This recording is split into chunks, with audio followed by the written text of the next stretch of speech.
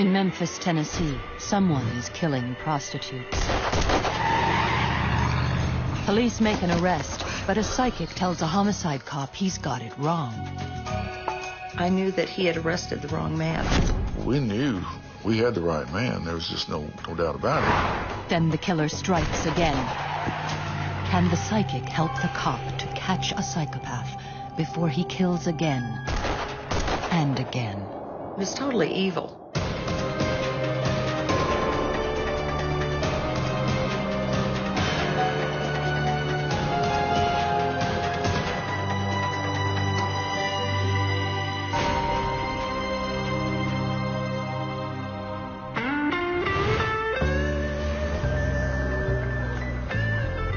Perched on the banks of the Mississippi and home to the blues and rock and roll, where Elvis lived and died.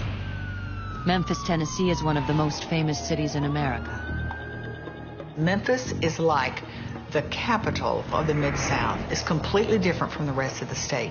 We have the river. We have the blues. But Memphis is also one of the most dangerous cities in America. It's a city with a long tradition of crime and violence.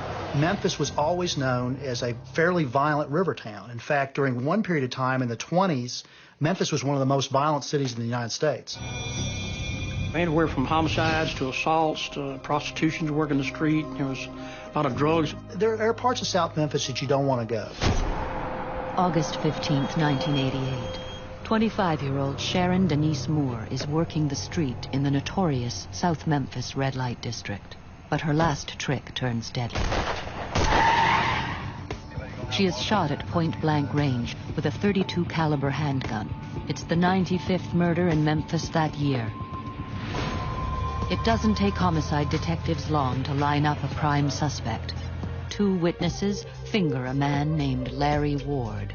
They had canvassed the area and sent some people back out to where he had been and actually had statements from two witnesses who basically tied him to the victim prior to her death.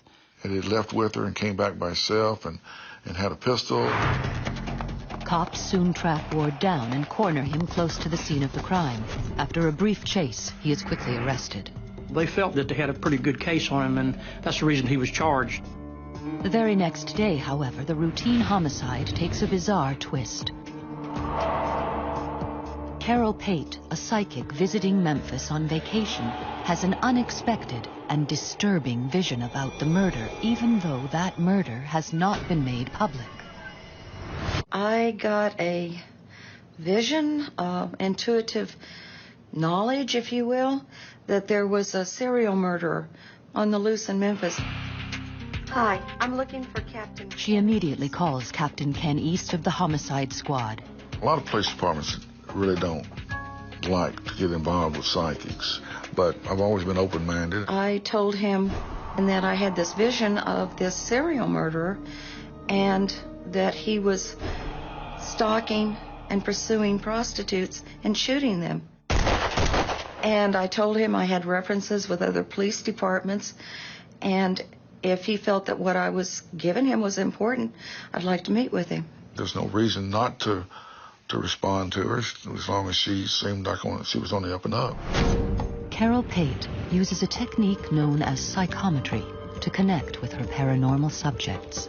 An actual photograph of a crime scene contains the signature frequency of both the victim and the murderer. When she touches it, she says she can tune in like a radio to receive information. I can then go into the past, present, future. He showed me some photographs, crime scene photographs, and I began to get some information. Number one was I knew that he had arrested the wrong man. The wrong man. Is it possible Larry Ward is not the killer? Or has the psychic made a mistake?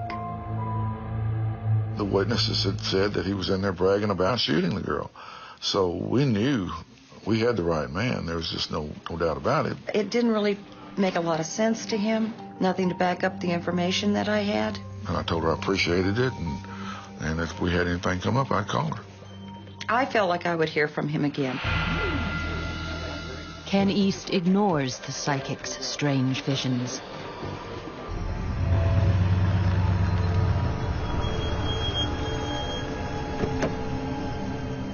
Six weeks later, another prostitute is murdered. She's shot with the same type of gun as the first victim. Police immediately suspect Larry Ward, who had been released on bail until his trial. He'd been out for 3 days, so we picked him up again. But the cops are wrong. Ward surprises them with a solid alibi. At the time of the second murder, he was in a restaurant miles away. A dozen witnesses back up his story. It doesn't make sense because here you've got him so well on the first one and with witnesses, and so we go back to those same witnesses and re-interview them and offer them a polygraph, and it turns out they were mad at him and they lied on him. Ken East's open and shut case is suddenly blown wide open. We were at the dead end. It was block 1, start all over. Carol Pate was right after all. So I picked up the phone, called her, and I said, well, our case kind of fell through. It was in fact true that he had the wrong man. 2 murders, and Memphis homicide has no suspects. Now Carol Pate makes a chilling prediction. This was a serial murder. This was not going to be 1 or 2. It was going to be more. This time, will the police listen? In South Memphis, 2 prostitutes have been shot dead. Police arrest a suspect, Larry Ward. But psychic Carol Pate tells a homicide detective he's made a mistake.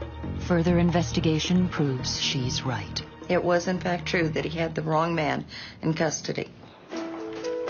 Now, desperate to catch a killer who had already struck twice, and with nothing to lose, Captain Ken East reconnects with the psychic. He wanted to know if I'd be willing to come to Memphis to go to a crime scene. I said, sure, if that'll help. Okay, great. Even so, Ken East decides to keep his meeting and his relationship with Carol a secret. Some of the investigators that were working on the case, they work hard on it, and if they think that I'm having them follow up on leads from that's given to me by psychics, they're not going to be happy about it. Ken and Carol meet at the scene of the second murder. 28-year-old Laria Ann DeBerry had been shot twice. The bullets confirm she had been shot with the same gun as Sharon Moore. But who pulled the trigger? Can the psychic help the detective? Okay.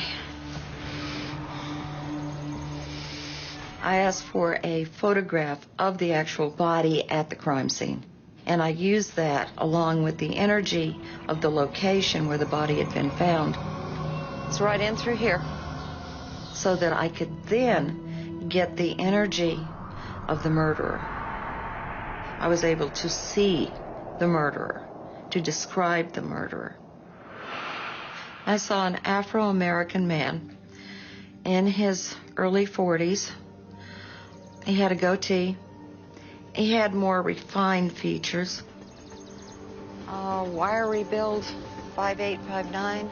Ken East takes notes on everything the psychic says. That's a lot of description from anybody, even a witness. Now Carol Pate's insights take her inside the mind of a killer. This man is a multiple personality. But the murdering personality is named Al. She doesn't know if that's what part of the name that is, but that's Al. She's coming up with that. Carol sees 2 opposite personalities in the killer. I got a shy personality, the true personality. But Al was a very strong, violent, evil personality. Al wants to take over. Carol's vision of Al is chilling. He is compelled to kill. This was a serial murder. This was not going to be 1 or 2. It was going to be more. Ken East isn't taking any chances. He decides to use the psychic's description of the murderer in his investigation. it would give us more to talk to the witnesses in the scene where the prostitutes were hanging out. The more you give, the more they'll give you back. He's not done. The psychic and the cop agree to keep in close touch. Ken gives Carol photographs of the crime scenes and the victims to tune in on any new visions of Al. I said, you have an open line to me. You call me if anything comes to you. What I was looking for when I was tuning into the energy is what we could do to catch him. What was his next move? Who was his next victim? Where was it going to be? They don't have long to wait. A week after the DeBerry murder, the badly decomposed body of another prostitute, 30-year-old Linda Tratt, is found hidden in an alley. We knew there was something fishy because the prostitutes were being killed. With this discovery, the homicide investigation is expanded. Sergeant John Garner is put in charge. That case was assigned to me, and then I inherited them all and became the lead investigator on all the cases.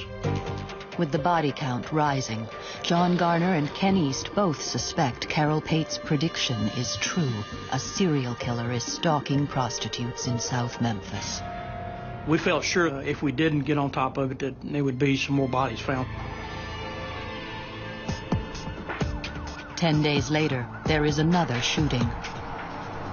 22-year-old Tony Thompson, a transvestite dressed as a woman, is driven to a remote street corner, dropped off, and then shot twice. This time the killer makes his first blunder. Tony is badly wounded, but alive, the first real witness. He'd been shot 2 times, and 1 bullet was still in his body. So we took him to the hospital and had the doctors remove the bullet, and they did match. Tony Thompson is able to give police a detailed description of his assailant. Incredibly, one that matches the description Carol Pate gave to Ken East. A lot of sketches don't turn out to be exactly like the person looks either, but that sketch kind of fit her description that she'd given, and I was impressed with that. Meanwhile, using materials sent to her by the detective, Carol has more visions of the murderer, but she has difficulty seeing past the killer's evil personality, Al. Al was overwhelming. I couldn't see where he lived because when he would go home, Al would go away. And here would be this shy, quiet man that barely had a handle on sanity. Prostitutes on the street confirm Carol's and the transvestite's description of the killer. We showed our sketch, and some of the ladies of the night had seen this man. But investigators still don't know who he is. What the police, the psychic, and the prostitutes of South Memphis do know, however, is that the killer is getting bolder. 6 days after Tony Thompson is shot, 37-year-old Joyce Thomas is killed with the same gun in the same area. When the third murder came in down on Peebles Road that was tied to the 32, we had bullets compared, and we knew all 3 came from the same gun. With the third killing, police released the news to the public. There is a serial killer in South Memphis. TV reporter Kathy Thurmond Edwards was assigned to cover the story. And all of a sudden we have this on the news and a serial killer. It was quite bizarre. 3 months have passed since Carol Pate told police that they had arrested the wrong man for the murder of a young woman. It's now clear that a vicious killer matching the description that the psychic gave Captain Ken East is targeting prostitutes in a South Memphis red light district. Can the cop and the psychic catch him before he strikes again? He was totally evil and violent, incredibly violent. A serial killer is shooting prostitutes in South Memphis. 3 women are now dead. And psychic Carol Pate has given a homicide detective an insight into the mind of the killer. This man is a multiple personality, but the murdering personality is named Al. This was not going to be 1 or 2. It was going to be more. With each shooting, police intensify their investigation. The time between each murder is getting shorter. With a serial killer on the loose, all of Memphis is on edge. Here we are in the Mid-South, the Bible Belt, and we've got this strange story about a serial killer targeting prostitutes and transvestites. It was the talk of the town. But police aren't totally in the dark. Carol's description is confirmed by the only eyewitness, a transvestite who survived a shooting. He also gives police another lead, a vague description of the killer's small gray car. This also fits with what detectives have been hearing on the street. Anybody talking to prostitutes on the street? Have you had any trouble? And yeah, I had trouble with a male black, and he was driving a gray car. And so we knew we'd kind of narrowed down to the small gray car point. Back at her home, Carol has another psychic vision. Hi, this is Carol Page. The psychic calls Captain Ken East with new information.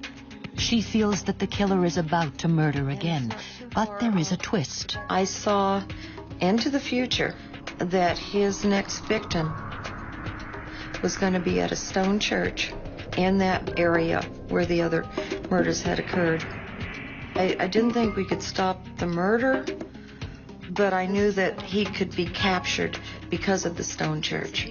We have several that fit that description, and they were downtown area. We passed this information on to the Uniform Patrol and Vice Squad and told them to be on the lookout. Armed with the information, police step up patrols in the area. But despite that increased presence, the very next night the killer strikes again. He shoots another transvestite, 30-year-old Mark Eric Lewis, near the Claiborne Temple, the oldest and biggest stone church in Memphis, just as the psychic had predicted. But again, he only wounds his victim, and Lewis is able to run for his life and call for help. The next day, Lewis relives his ordeal to reporter Kathy Thurmond Edwards. All I could see was fire. And I said, "Oh, you shot me." He said, "Shut up." And I went to reach and grab him. I remember pushing him, because I pushed him, he fell back. That's how I got the second shot hit me in the neck. Finally, police get a big break. An officer in the area spotted a small gray car leaving the scene of the crime. Lieutenant Ralph Roby, who was a night detective lieutenant, was en route to the scene of where Lewis was shot, and he saw a small gray car in the area and just jotted down the tag number. We came into work that morning at 8 o'clock. He was getting off. He came by homicide and said, "I saw this last night. It may be of help, may not." And we ran the license number and found out that it belonged to James Barnes. James Barnes is a 44-year-old delivery man who lives and works in South Memphis. And so we go to their house and talk to his wife, Diane, and she said that her husband's been driving the car and been going out at night and that kind of thing. And so we still didn't have as much evidence as we really liked, so we decided to set up a surveillance on him. The theory was that if he leaves the house, goes to a prostitute area to pick a prostitute up, take him down in hopes of finding the weapon. If you don't have the weapon, at least we can talk to him and maybe get him to confess to it, basically. The very next night, James Barnes drives back into the red light district of South Memphis. Homicide detectives follow him closely. And what we're trying to do is follow him to the crime scene areas in that area part of town. And he did, in fact, go there. Well, they tried to stop him at that point because we didn't want anybody else to get hurt. He stopped in front of the Lorraine Motel, the site of Martin Luther King's assassination 20 years earlier. Barnes tries to escape, but detectives are right behind him. Finally, he's cornered, and police arrest James Barnes. At daylight, the investigating detectives went back out on the scene and did find a gun, and it was a .32 caliber. The gun found at the scene of the arrest is confirmed to be the same one that killed and wounded all of the prostitutes. With James Barnes in custody, questions still remain. What motivated his killing spree? And is Carol Pate's prediction that he suffers from a split personality correct? We came down to interview him in the homicide office, and then at one point he wanted us to handcuff him. We basically said, you know, what's going on with you, Barnes? And he said, you know, I'm not him, my name's Al. The psychic was right. Al was behind the killings. Al wanted Barnes to kill his wife and children, and he would argue with him, and every time he wanted that to happen, that's when he would go out and pick up a prostitute and commit a murder to satisfy Al. How could the psychic have known about the evil personality called Al locked inside the killer's head? You've got to be impressed with the name Al when he's sitting there during the interrogation and he starts acting crazy and asks you to handcuff him so that he won't hurt you or himself. Barnes was in there, but I could barely feel him, and I felt a reluctancy from him to do what was happening. But Al was overwhelming. But the psychic has even more information. 2 weeks after Barnes is arrested, Carol Pate calls Ken East back with a vision. Ken, I think I have some more information for you. I saw that he had taken clothing of another victim and had left it on the banks of the Mississippi.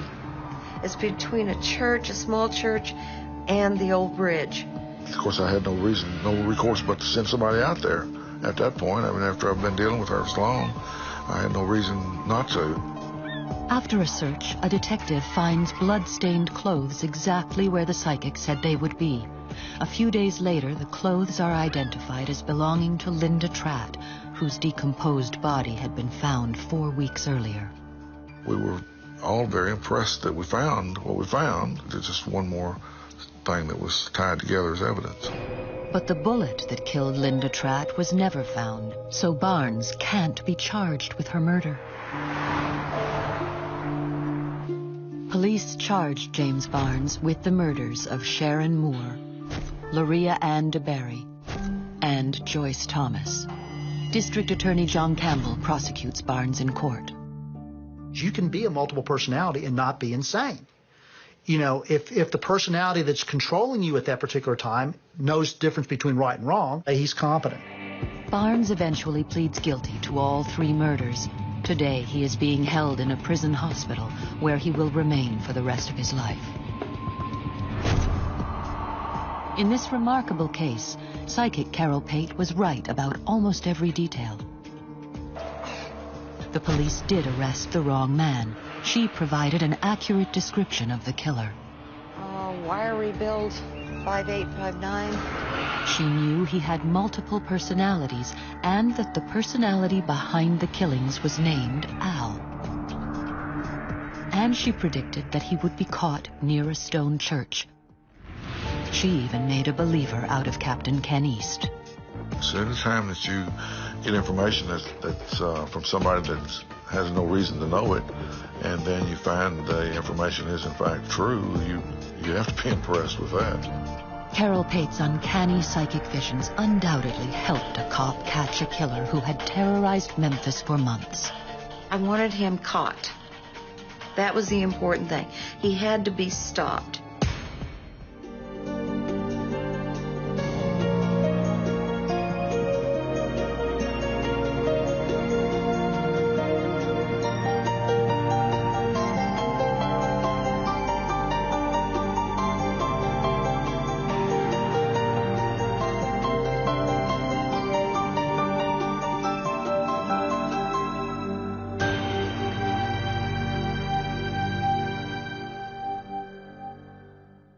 In Homestead, Pennsylvania, someone is raping elderly women in the dead of night. That was a despicable crime. Certainly a lot of fear. Police have clues, but no suspects. Somebody that we knew and that was just getting off, watching us. Then a psychic has a vision of the attacks. Horrible violence and screaming. And the attacker. This guy was like Spider-Man. She also makes a chilling prediction. We were going to have a murder rather than a vicious assault. Can her mysterious visions help the police to catch a rapist before he becomes a killer?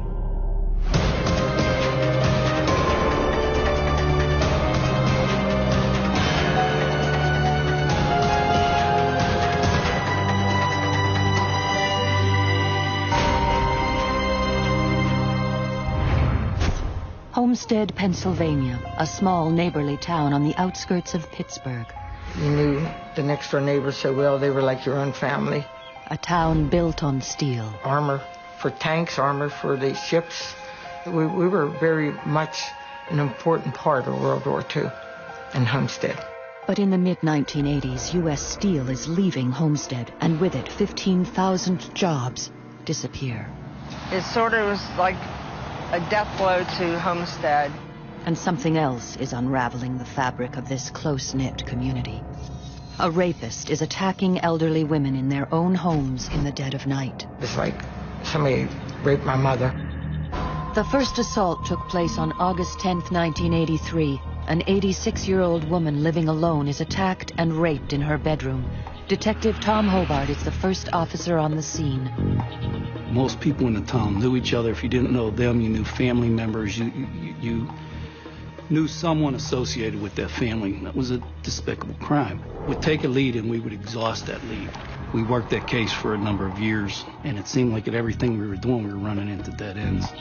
No arrest is made and the case goes cold. But 2 years later, a 61-year-old woman is raped in her second-floor bedroom, a carbon copy of the first assault.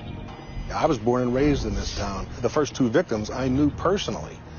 These are our folks. These are our people. We knew them. We knew their sons, their daughters. People tend to forget. They didn't immediately associate the two crimes. We, however, associated immediately just because of the MO, if you will. Though police know the rapes are connected, they have no suspect. The victim never saw anything. The victim would awake with him placing something over their face, whether it was a pillow, a blanket, whatever he could. But he always covered their face. We knew fingerprints matched, but we couldn't match them to anybody at the time. We had serology matches and pubic hair samples. Forensics evidence told us that he was a black male. We knew he was a rather large man. The victims, when they would describe, they'd actually use their hands and say, you know, I grabbed him and his arms were big. You take a small area that is saturated with dogs and none of the dogs barked. We knew that this individual responsible lived in the immediate neighborhood. He was probably a younger man because his method of entering these homes, he had to be strong, he had to be agile. Forensically, we had the evidence from the very beginning. We just didn't have a suspect. But you got to imagine, other crimes go on. We're a small town, a small department, so we had to pool resources as we need them. We couldn't let the rest of the town suffer because of these incidents. The rapist leaves clues, but the police still have no suspects, and there is no arrest. Then, 18 months later, a third attack. A 75-year-old widow raped in her second-floor bedroom. Evidence was pointing to one person that they realized they had a serial rapist on their hands. The interviewing the women broke your heart. It was very, very embarrassing for them to sit down and talk to me. I was a young man. It just became very personal. Saving this community was our mission. The frustration that set in from not being able to find the assailant. I don't think Hobart went home for a week. I mean, when he did go home, I had to order him home. With the culprit still at large, Detective Hobart does something unusual. His brother met a psychic at a party and suggests she might be able to help. He's very skeptical of psychics, and he had went to a party in the Greensburg area, where Nancy's from, and he had met her at the party, and that she was a psychic, and she did a couple neat things that he thought were pretty neat. We chased all our forensic leads down. We hit dead ends with those. And when you ask a policeman how to do something, you get a police response. Policemen think the same way. We may as well get someone in from the outside who can give us a new perspective. Whether it was good information or bad information, it was going to be new information. And when he gave me this idea, I thought, why not? You know, I kind of fluffed it off at first, and then I realized, you know, he's serious. And I said, hey, let's go for it. See what can happen. It certainly couldn't hurt. Nancy Meyer is a psychic who specializes in what she calls ranging. What I usually use when I'm working on cases, the environment itself. The whole environment absorbs what happened. It runs as a movie, but I'm in it, and I can pull the information out. I contact Nancy, and I asked Nancy if she could meet with me, maybe provide me with whatever she could do to help. Give me a time and I'll be there, because these women who were being assaulted were the age of my own mother. I had hoped that Nancy would come in and say, here we go, this is the guy you're looking for, let's go knock on his door, and I'd open the door and I'd arrest him and the case would be over. That's not what happened. But before the psychic gets a chance to meet the detective, there is another rape, just 2 weeks after the third. A 64-year-old woman is viciously assaulted in her second-floor bedroom, but police still have no one in their sights. When they finally meet, Detective Hobart tells the psychic nothing about the case. I wanted her to be able to come in and tell me something, not me tell her. She did request that her and I walk the general area because she said that she would get a better read, a better vibrations on what she was looking for. I walked several steps behind Nancy and let Nancy lead the way. As they walk through the 2-block area where all 4 of the rapes occurred, Nancy Meyer appears to tune in on the crimes. Several times, she stopped right in front of one of the homes and would say, I'm getting some bad feelings from this house. The assaults were so bad, it came right through the walls of the house. Okay. Somehow, Nancy Meyer is able to pinpoint information that only the police knew. Remarkably, she is able to tell the detective in which homes the attacks occurred. Picking the homes where the assaults took place, it was uncanny. She was saying things that no one told her, but I knew to be fact already. And now, Nancy claims she can see the actual attacks. In the images, I saw that he was African American. It was his neighborhood. He knew the streets. He knew how to get from one house to the other. He even recognized the people. And then I'd be looking up at the side of the house, realizing this guy was like Spider-Man. He climbed drain pipes. He went up the sides of houses. He was going in second-story windows. He clearly enjoyed the risk. As to how that entry was made were very, very accurate, as if she almost knew what had taken place. He would come in the window, and he would stand for a while looking at his victim sleeping. And it was very clear by the time I got to the 4th property that I was picking up the exact same thought patterns on every single one of those properties. There was no deviation. But what she tells the detective next is something he didn't know. It was a street light, and as he turned to look to the street, I got a good visual of his face. So I asked her, I said, if you could draw, could you draw him? And she said, yeah. And I said, holy hell, we got the break we've been hunting for. But is it enough to stop a serial rapist before he strikes again? In Homestead, Pennsylvania, a faceless rapist is targeting elderly women in their homes. Stymied, the police call in a psychic for help. Whether it was good information or bad information, it was going to be new information. Who claims to see the attacker's face. And as he turned, I got a good visual of his face. Something no one up to now had been able to do. We got the break we've been hunting for. Because Nancy's psychic description of the rapist is so specific, Detective Hobart brings in a police sketch artist. He's got a broad face, the eyes. Mainly we use composites and sketch artists to eliminate people more so than who it is, it's who it isn't. Most people have seen the overlays that are... We actually had a sketch artist that did the drawings. He changed whatever Nancy was feeling that wasn't right. He changed. He has this leather hat. Every time I visualize him, he has this hat on. Normal practice is to remove anything like a hat from the sketch so as to focus on the suspect's features, but producing a police sketch based on the word of a psychic is anything but normal. I'm off to the side. I have nothing to do with Nancy explaining the sketch artist. I'm just accompanying her. And it's a long day. The hat's not right. You have to move the hat this way. You have to move. I was becoming frustrated, and the sketch artist was becoming frustrated. It's a hat. It's a hat. You know, but no, a hat had to be a certain way. Well, we got in an argument over the hat. You don't put a hat on a sketch. This is against protocol. You don't do it. And I said, yes, but if people are to recognize him, the hat has to be on him because he's never without it. As far as a clue that we were going to go out and everybody had a hat on, and that wasn't the situation. A lot of people wear hats. Nancy explained a black leather cap, and she had it Over and over, I felt sorry for the sketch artist, how many times she made him change the hat. And we told our officers, look, this is not an official wanted poster. This is not something that a victim of a crime has produced. This came from Nancy, a psychic. And as most people have seen sketch artists, they're never going to be a photograph. But we were still looking at this saying, hey, it's better than what we had. A very broad nose at the bottom. But before the psychic sketch is even circulated, the rapist strikes yet again. April 24th, 1987, just 5 weeks after the last attack, a 76-year-old widow is assaulted in her home. Each one escalated that he became much more aggressive. The entire town is on edge. Not panic, but it was certainly a lot of fear. We had now formed an actual task force where we were on the streets every day. There were a lot of tired policemen from Allegheny County and the sheriff's departments. With the attacks intensifying, police ask the psychic for help again, but this time she takes a different approach.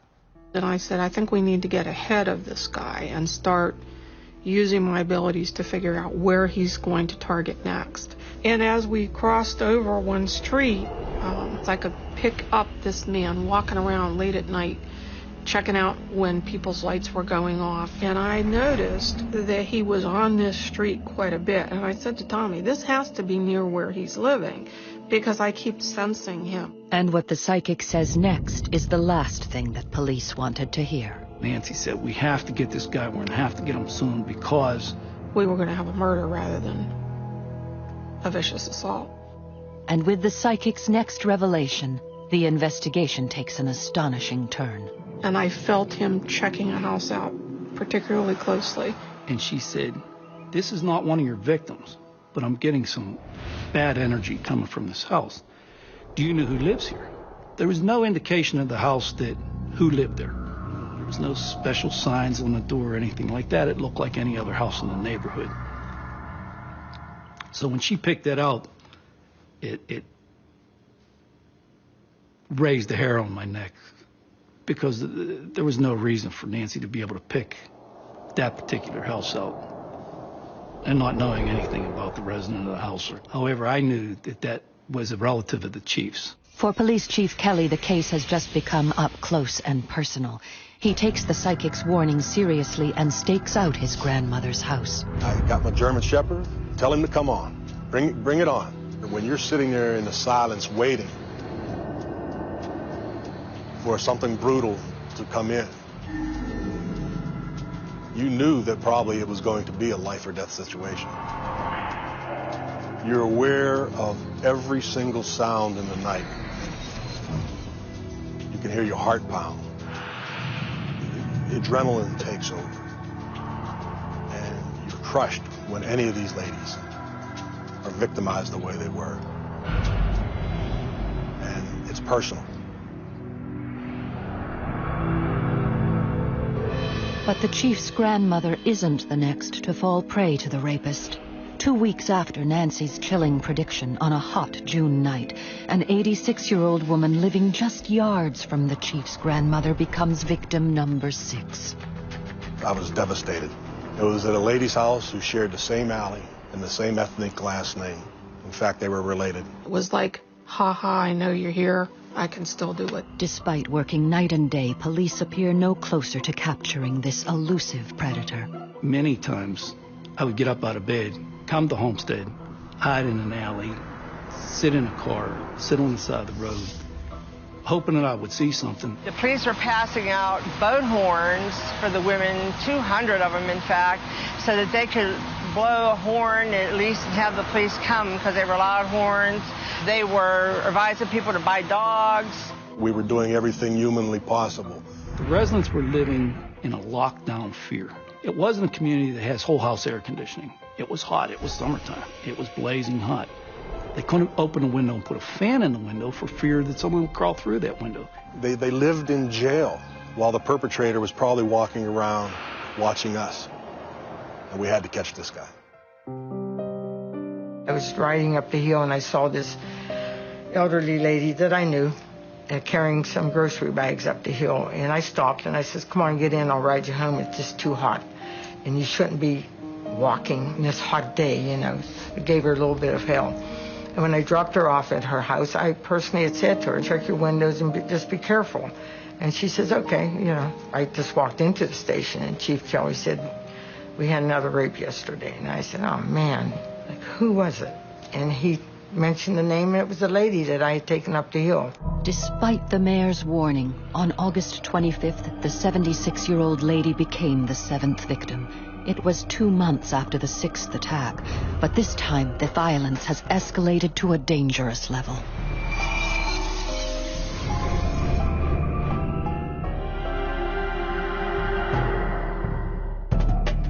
Fear has gripped Homestead, Pennsylvania. A serial rapist is preying on elderly women, and police seem powerless to stop him. These are our people. We knew them. Chased all our forensic leads down. We hit dead ends with those. The frustration that set in. Psychic Nancy Meyer is helping with the investigation. She's certain, if not caught soon, the rapist will turn killer. We were going to have a murder rather than a vicious assault.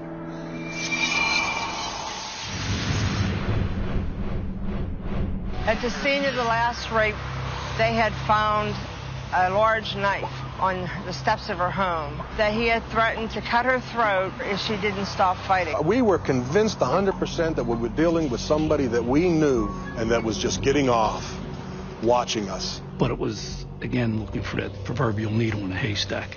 He wasn't going to appear to be public enemy number one. He was going to appear to be a nice young man. With the investigation hitting a wall, Detective Hobart again contacts the psychic. After the last victim, Nancy and I spoke again. I was eating, sleeping, and drinking this case, along with other officers. I wasn't the only officer doing that. I'm sure that my frustrations of being unable to locate this guy were starting to show. When I said, Tommy, you're going to have him by next week. It's going to be over with. You're going to arrest him. You won't need me anymore. I'll believe that when I see it. And but he said, gee, I hope you're right. I said, I hope I'm right. I hope this nightmare's over with. And then, the break the entire town has been waiting for. None of our victims had anything ever taken from them until our last victim. One of those items was a shotgun. The phone rang, 3 o'clock in the morning. It was a guy I know, and he said, I know who you're hunting for. I said, come on. They took a shotgun last night, didn't they? We never publicized that. Never. And he said, it's over Steel City Arms over in Braddock. The guy's trying to sell it. I can set it up for you. The informant sets up the buy, and the police, armed with the psychic's sketch, stake out the pawn shop and wait. When the suspect arrives and takes back possession of the gun, the police are there to arrest him. And I had the sketch sitting next to me on the seat. And he turned and kind of looked at me. I said, this was like a photograph of this guy. And of course, at the time, my belief in psychics went sky high.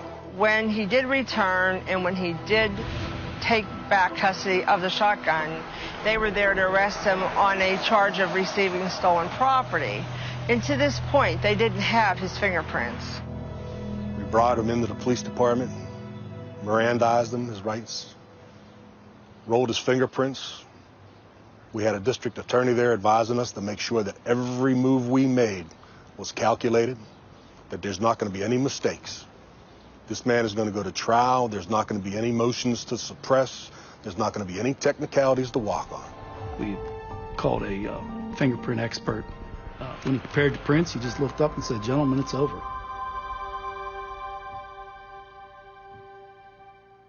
You would have thought everybody in the room would have been high-fiving or yelling or screaming. Wasn't a sound in the room. Matched the fingerprints, and all the forensic evidence on down the line matched. After 4 years and 7 vicious attacks, the man arrested is 22-year-old Dennis Foy.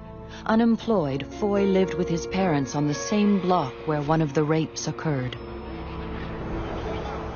Foy's arrest in the fall of 1987 came after his case received not only local but national publicity. I think my feeling is for the victims, and they're through it, so am I. Thank God that these women that were raped were heroes enough to go to court.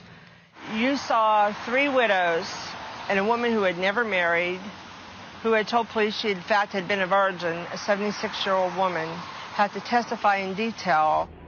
A year later at his trial, Foy faced the women he violated. In court, the jury hear the intimate details of Foy's trail of terror. He knew his victims and staked out their homes, waiting for his chance. He broke in by scaling the side of a house and entering through a second-floor window. Inside, he attacked the defenseless women and stifled their cries for help with a pillow or whatever else was nearby. Sometimes he tied their feet and hands. He threatened his final victim with a knife. The judge described his acts as unspeakable. Foy is convicted on all counts and receives 100 years in maximum security prison. With no inside knowledge, how could psychic Nancy Meyer have known so much about this case? She knew the attacker was African American, lived in the neighborhood, and knew his victims. Through her psychic ranging, she described how he entered each home through the second-story window, and she correctly predicted when the investigation would be over. And what about that hat? When Dennis Foy was arrested, he wore a hat eerily similar to the one Nancy had the sketch artist draw. If you're gonna put a hat on somebody, you put a hat on, whatever. But she wanted it tilted a certain way. She wanted it to be to cover a certain part, the head. The things that amazed me is she hit so many things right. And the last thing was the hat. The hat was just, it was there. It was the way she described it and painstakingly described it. Today, Homestead, Pennsylvania is bouncing back from economic downturn. We haven't bounced back to where we should be, but we had a developer that bought the U.S. Steel property. Right now it's called the Waterfront. But no one can forget those 5 years when one man held an entire community hostage. These acts affect a lot of people. Thank goodness they caught him.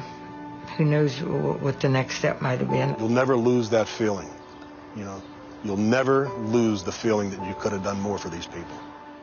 Just to do it for fun, I don't think so. It's not fun ranging assaults like that. There's nothing fun about it. But when it gets results, then it's worth it. She said we would have them, and it wasn't shortly thereafter that we did. So, you explain it.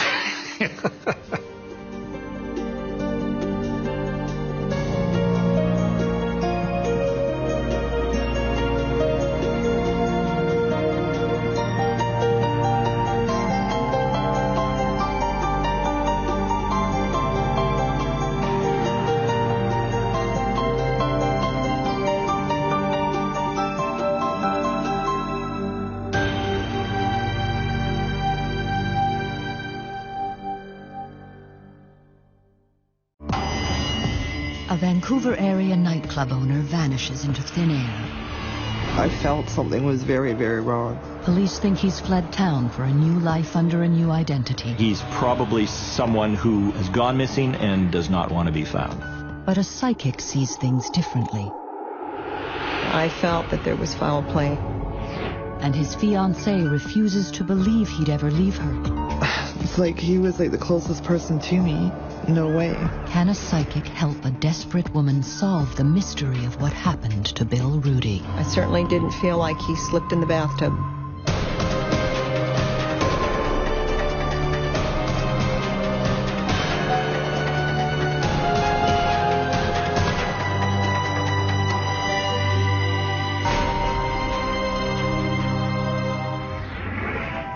On Canada's Wild West coast, Vancouver, British Columbia is one of the most exciting cities in the world, especially when the sun goes down. In the early 1990s, one of the area's hottest nightclubs was Rumors. Its owner was 51-year-old Bill Rudy. The multimillionaire has investments in nightclubs and real estate, and the cash is rolling in. And Bill Rudy lavished a lot of that money on his fiancée, Janet Bignell. He used to totally spoil me, and we'd go out, and everywhere we went, it was always fun. The couple were making plans together. Bill Rudy told Janet that he was ready to cash in his chips and start a new life with her in a small town east of Vancouver, near Janet's parents. What we were going to do is actually liquidate everything and then move to Kelowna. Basically, because Bill and I were going to move, I no longer had my own house because we were going to be buying a new house. It seemed like everything was falling into place for Bill and Janet. But then he does something odd. In February of 1994, Bill checks into a local motel, telling Janet he needs to sort out his tangled business affairs before he makes the final move. He wanted just to take a week and sort all the tax things out and just have peace and quiet where nobody knew where he was. On Monday evening, February 21st, Bill and Janet spoke on the phone. He just said that he was just going to get something to eat and then he was going to go to bed. So he did call me that evening, and it was around 9 o'clock. But the next day, she doesn't hear from him. I paged him throughout the day, and nothing. Then that evening, we were supposed to go out for dinner. I had a babysitter booked for 6 o'clock, and still nothing. 2 days pass, and Janet still doesn't hear from Bill Rudy. Just the knot in your stomach, I felt something was very, very wrong. Desperately worried, she goes to the police, but they don't see the disappearance of Bill Rudy as a top priority. One of them even said, well, obviously if it was a child, we would take it more seriously. But when they're adults, people can just go away. But the police are obligated to do at least a routine investigation. They dig around a little and discover that Bill Rudy has one good reason to disappear. Bill Rudy had an ex-wife who he was still having some problems with and issues. And as they dig deeper, they begin to believe that Bill Rudy may be missing on purpose. Rudy was planning to get out of the business, had taken care of his debts, and he was ready to move on. But Janet refuses to believe that Bill would ever leave her. People don't know him on a personal level. Sure, they may know him on a business level, but no way. A fiancé is not quite the same as a wife, and there are many times where a girlfriend fiancé thinks that the relationship is maybe further along than it actually is. But Janet had gone to Rudy's hotel room 4 days after he went missing. What she found convinced her this was not the room of a man who wanted to disappear. I go into the room and everything is there. The closet's full of clothes, his toothbrush is in the glass, his razor is plugged in. Distraught and now dissatisfied with the police investigation, Janet decides to call a psychic. The motivation was to try to find out what happened to him. I totally believe in psychics, and obviously it wasn't going to hurt. Janet's friends suggest she contact Lori McQuarrie, a well-known psychic who lives in Portland, Oregon. I liked her, and I thought that this was a kind woman who was really in distress, and yet even under all the stress, she was very, very driven. She was very focused on finding this answer, and I wanted to help her. The psychic asks Janet to send her information on Bill Rudy right away. I want a picture, a birth date, and a name, a map of the area where they were last seen. Lori uses a psychic technique she calls victimology.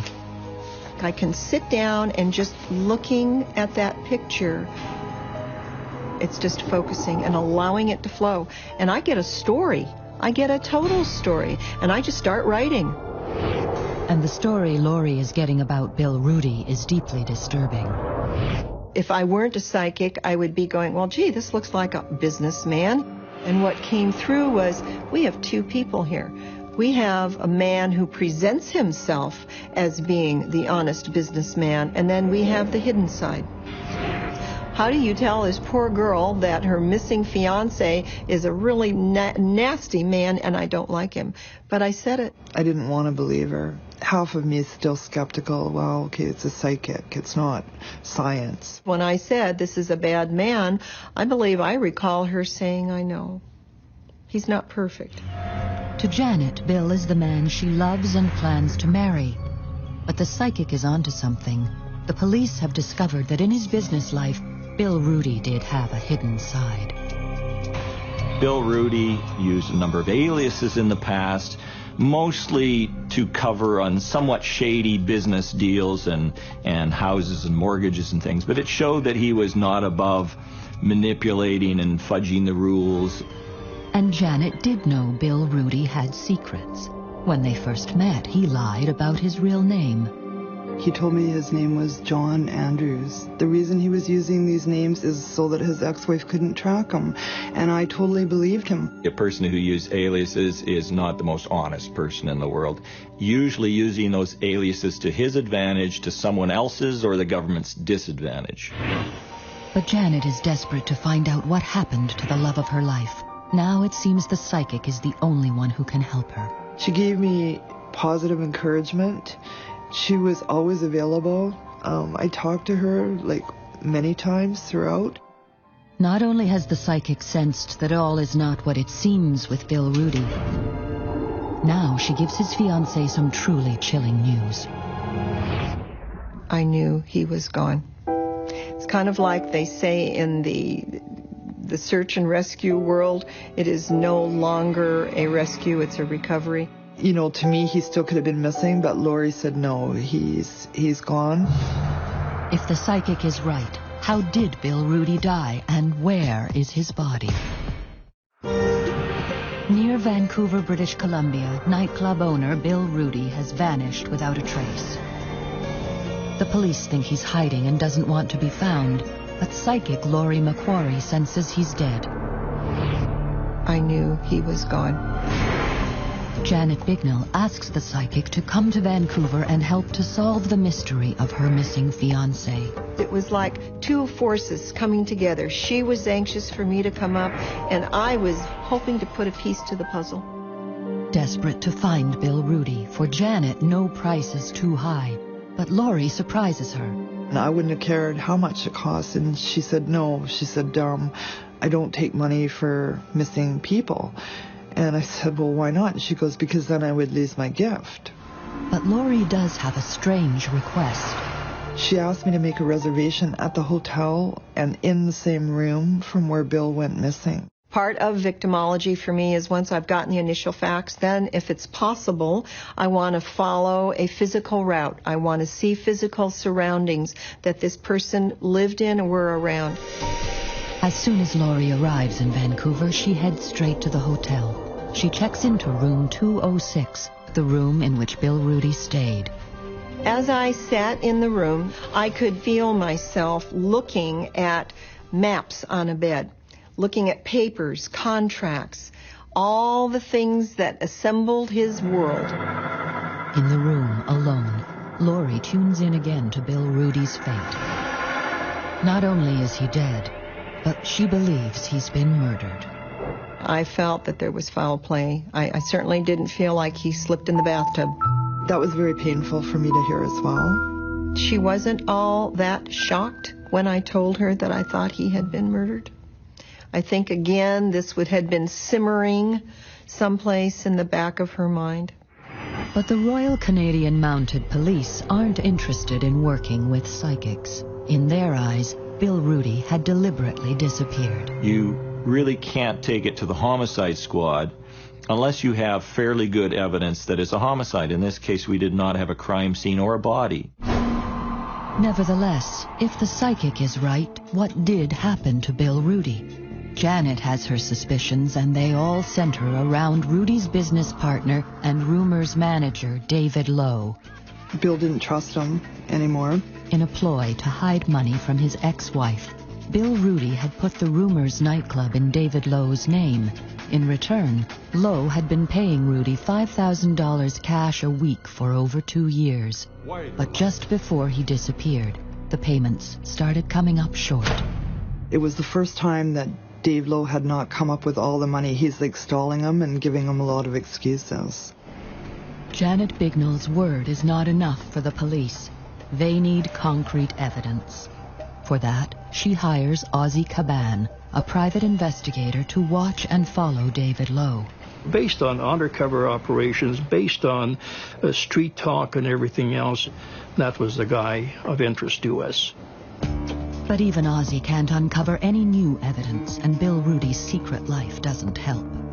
We had an individual with about 6 different aliases, businesses all over the countryside.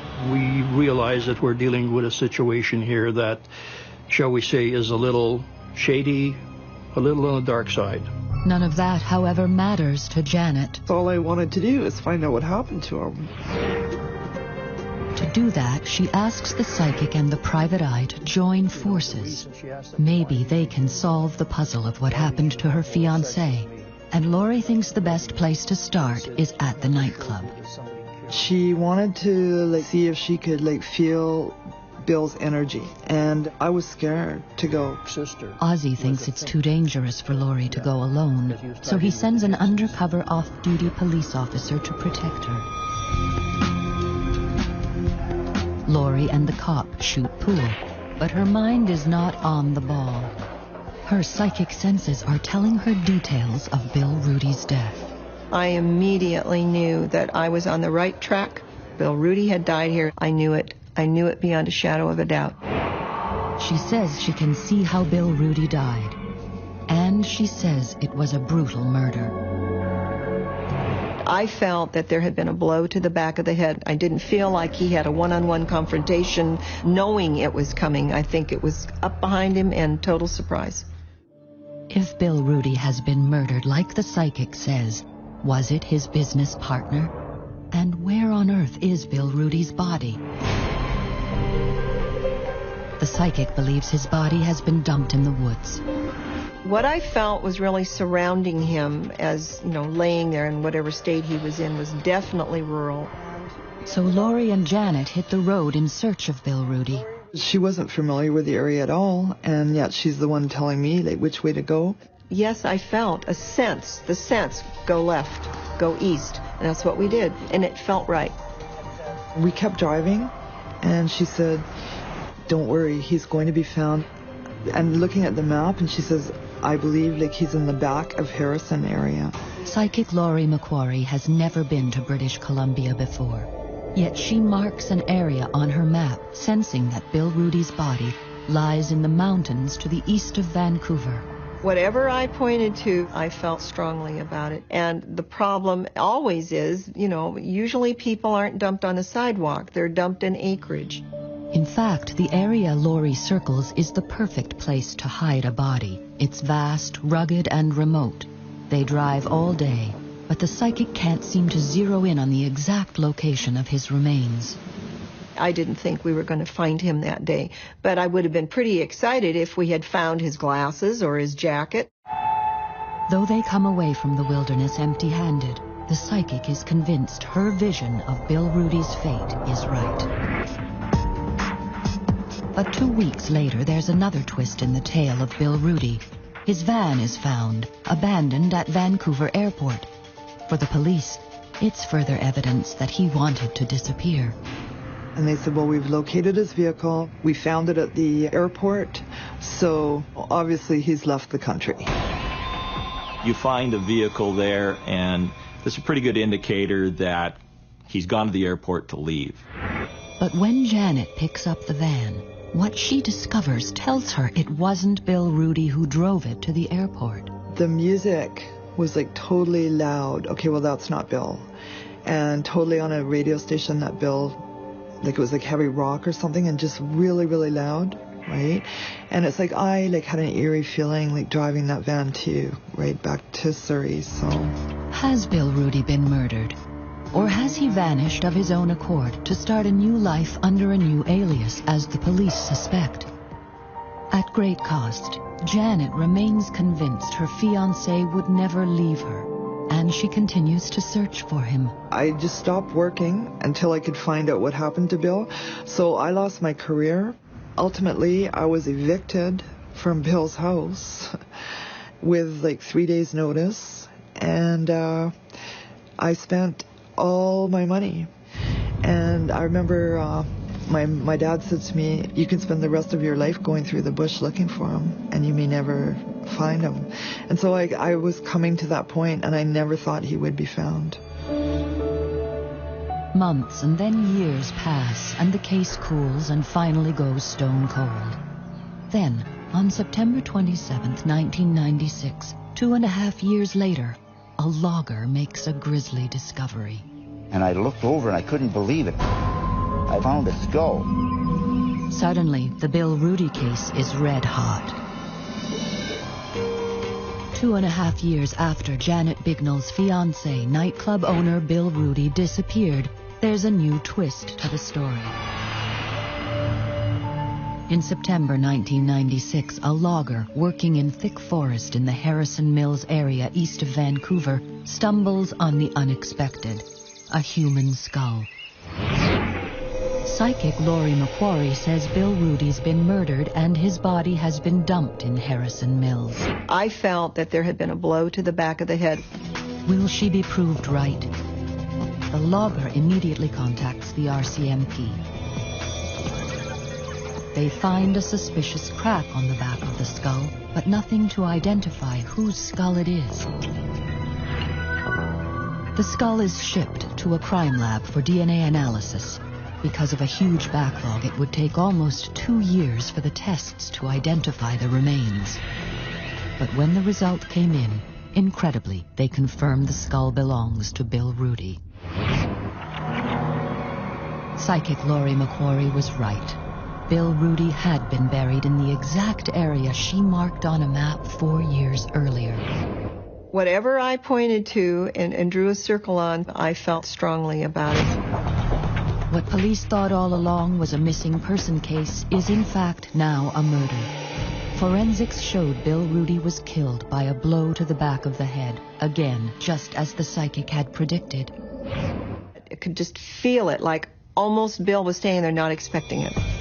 After 4 years, the Bill Rudy case is now officially a murder investigation. In the case of missing persons, that file would be handed over to an active homicide unit.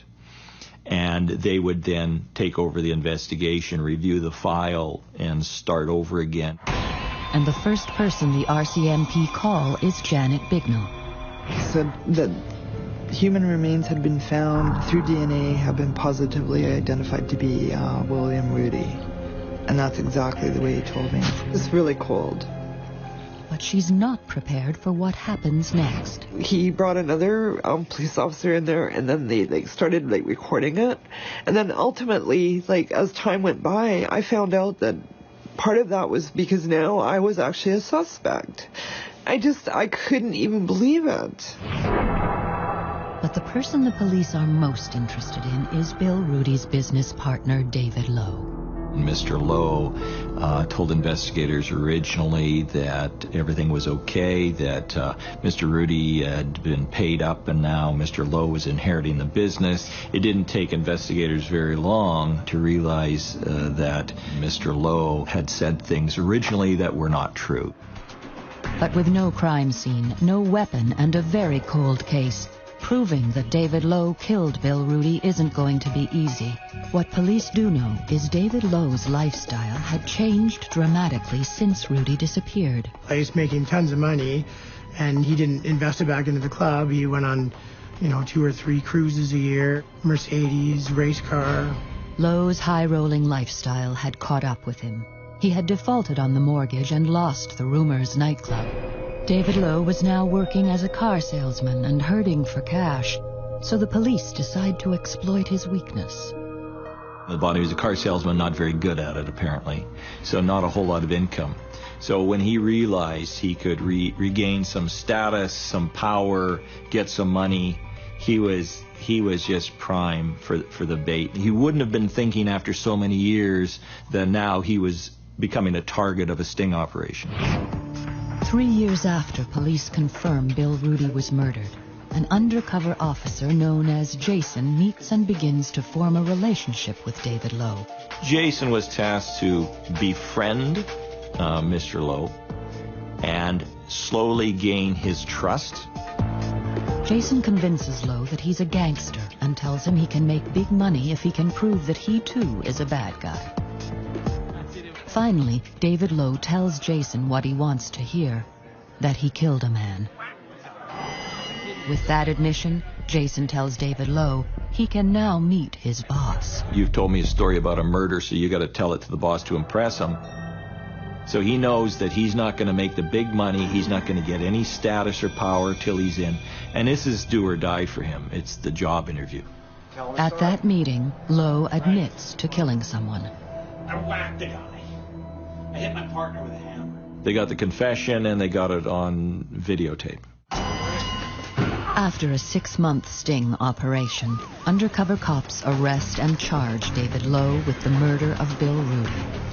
Money was the motive. He missed payments, and basically Bill was going to put the squeeze on him. His back was against the wall, and he didn't want to lose everything he had in life, and he was going to. During David Lowe's trial, testimony confirms all of psychic Laurie McQuarrie's visions of the crime 10 years earlier. The murder did take place in Rumor's nightclub, where Lowe crushed Rudy's skull with a hammer. Lowe did take Rudy's body to Harrison Mills and dumped him deep in the forest. I knew it would come full circle. I knew they'd find him. I knew this would end up being solved. She totally does have a natural gift, right? And I'll be forever grateful to her for sure. On July 5th, 2004, 9 years after Bill Rudy had vanished, David Lowe is convicted of first-degree murder and sentenced to 25 years in prison. Finally, after 9 years, David Lowe's conviction gives Janet some peace. And now at least I feel vindicated that the person is caught in jail, and it would have been worse to go through the rest of my life without knowing. David Lowe is appealing his conviction. Janet Bignell has a new life, but she will never forget Bill Rudy. I miss him. My life would have been a lot different, but I have learned a lot. I've learned not always to take people at face value.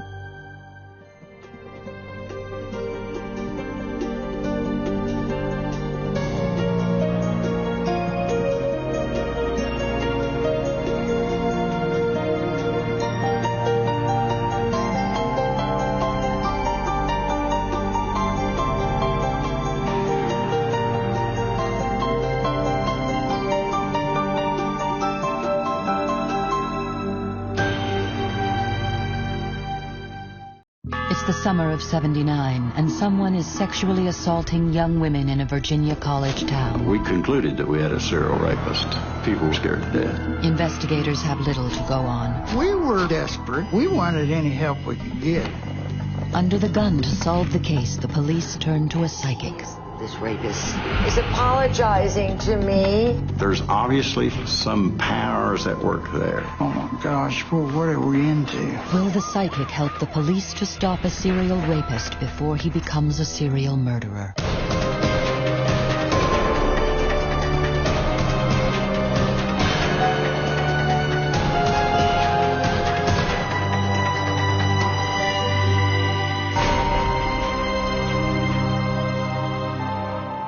Stanton, Virginia, a small, sleepy southern town nestled in the Shenandoah Valley, the birthplace of Woodrow Wilson, the 28th President of the United States. It was a city of 25,000, but it was sort of caught in time. But on the evening of March 14th, 1979, Stanton's peace is shattered.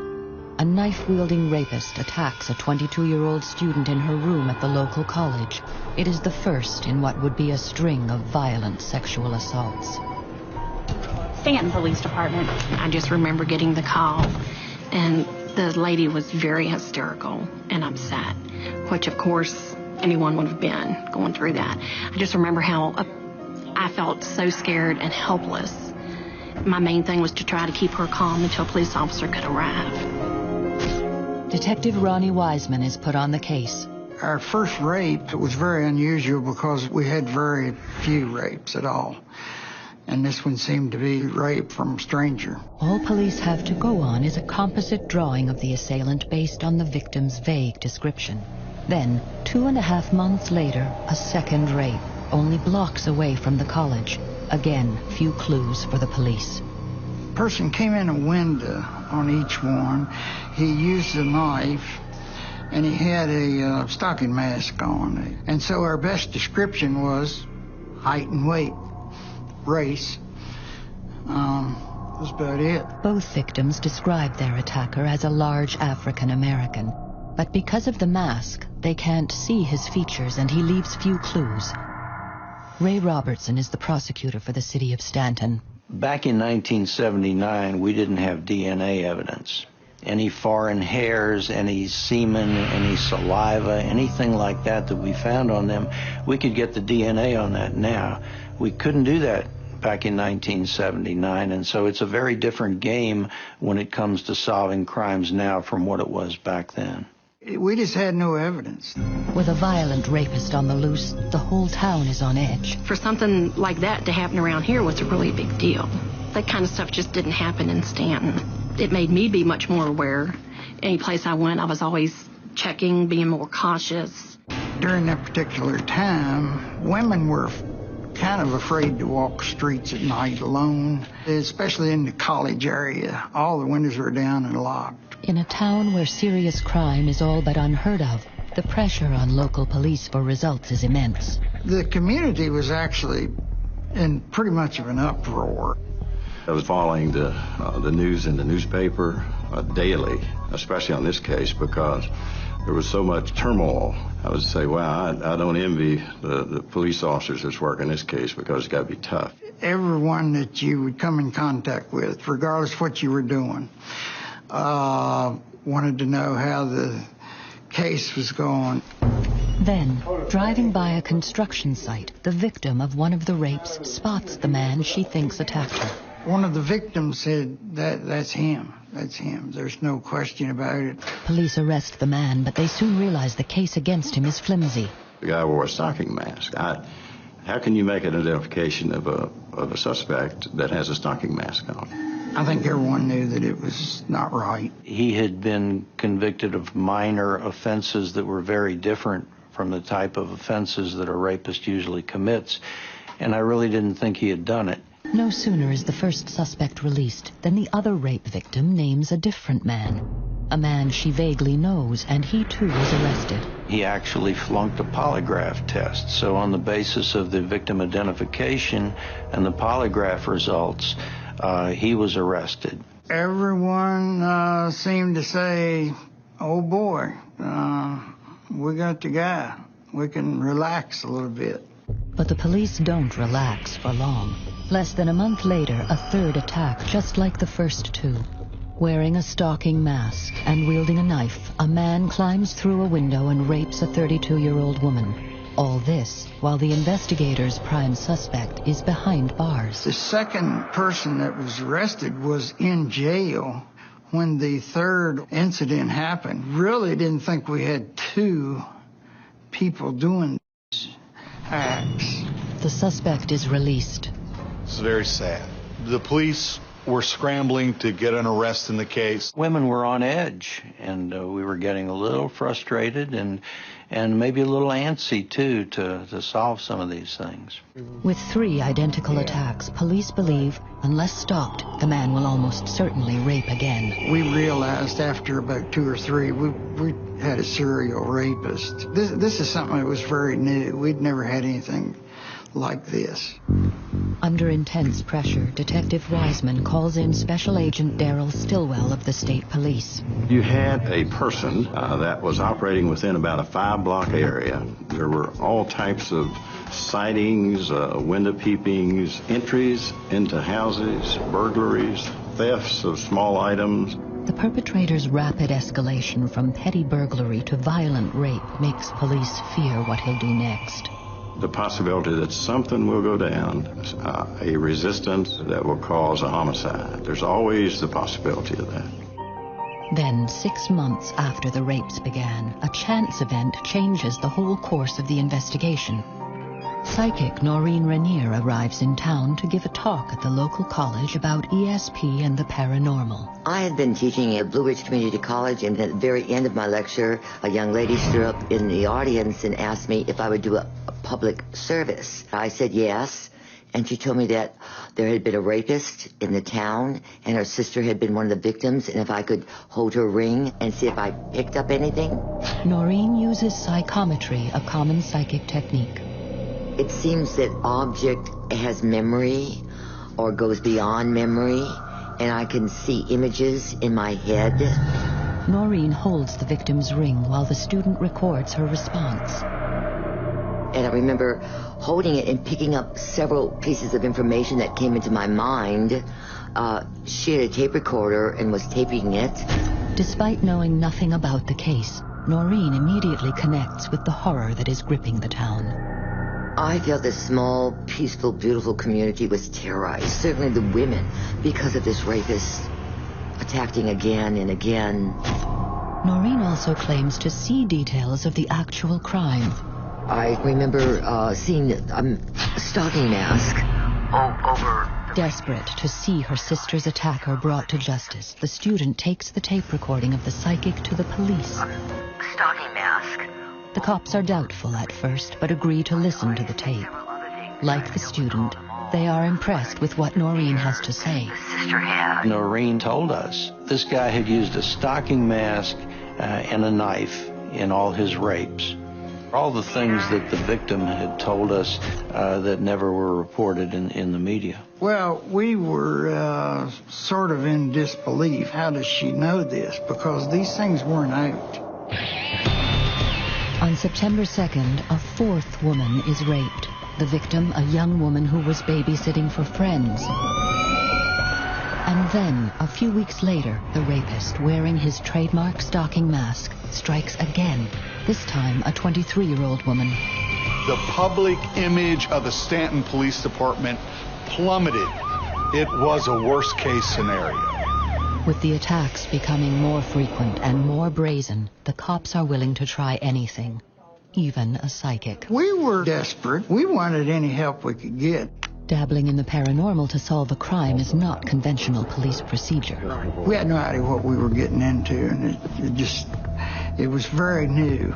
I think that when the police first agreed to work with me, they had no clues, and he kept raping, and they had no information, so they thought, what do we have to lose? Can a psychic working with detectives help to track down a sexual predator before serial rape turns to murder? And we looked at each other and thought, oh my gosh, well, what are we into?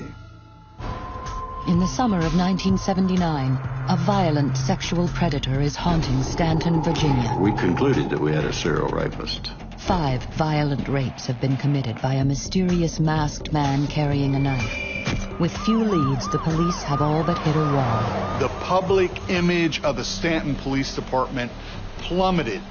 It was a worst-case scenario. In desperation, the detectives turn to psychic Noreen Rainier, who has offered to help. I was just nervous. I had never worked for the police before. Today, Noreen Rainier is one of America's best-known psychics. But before Stanton, she had never worked with the police.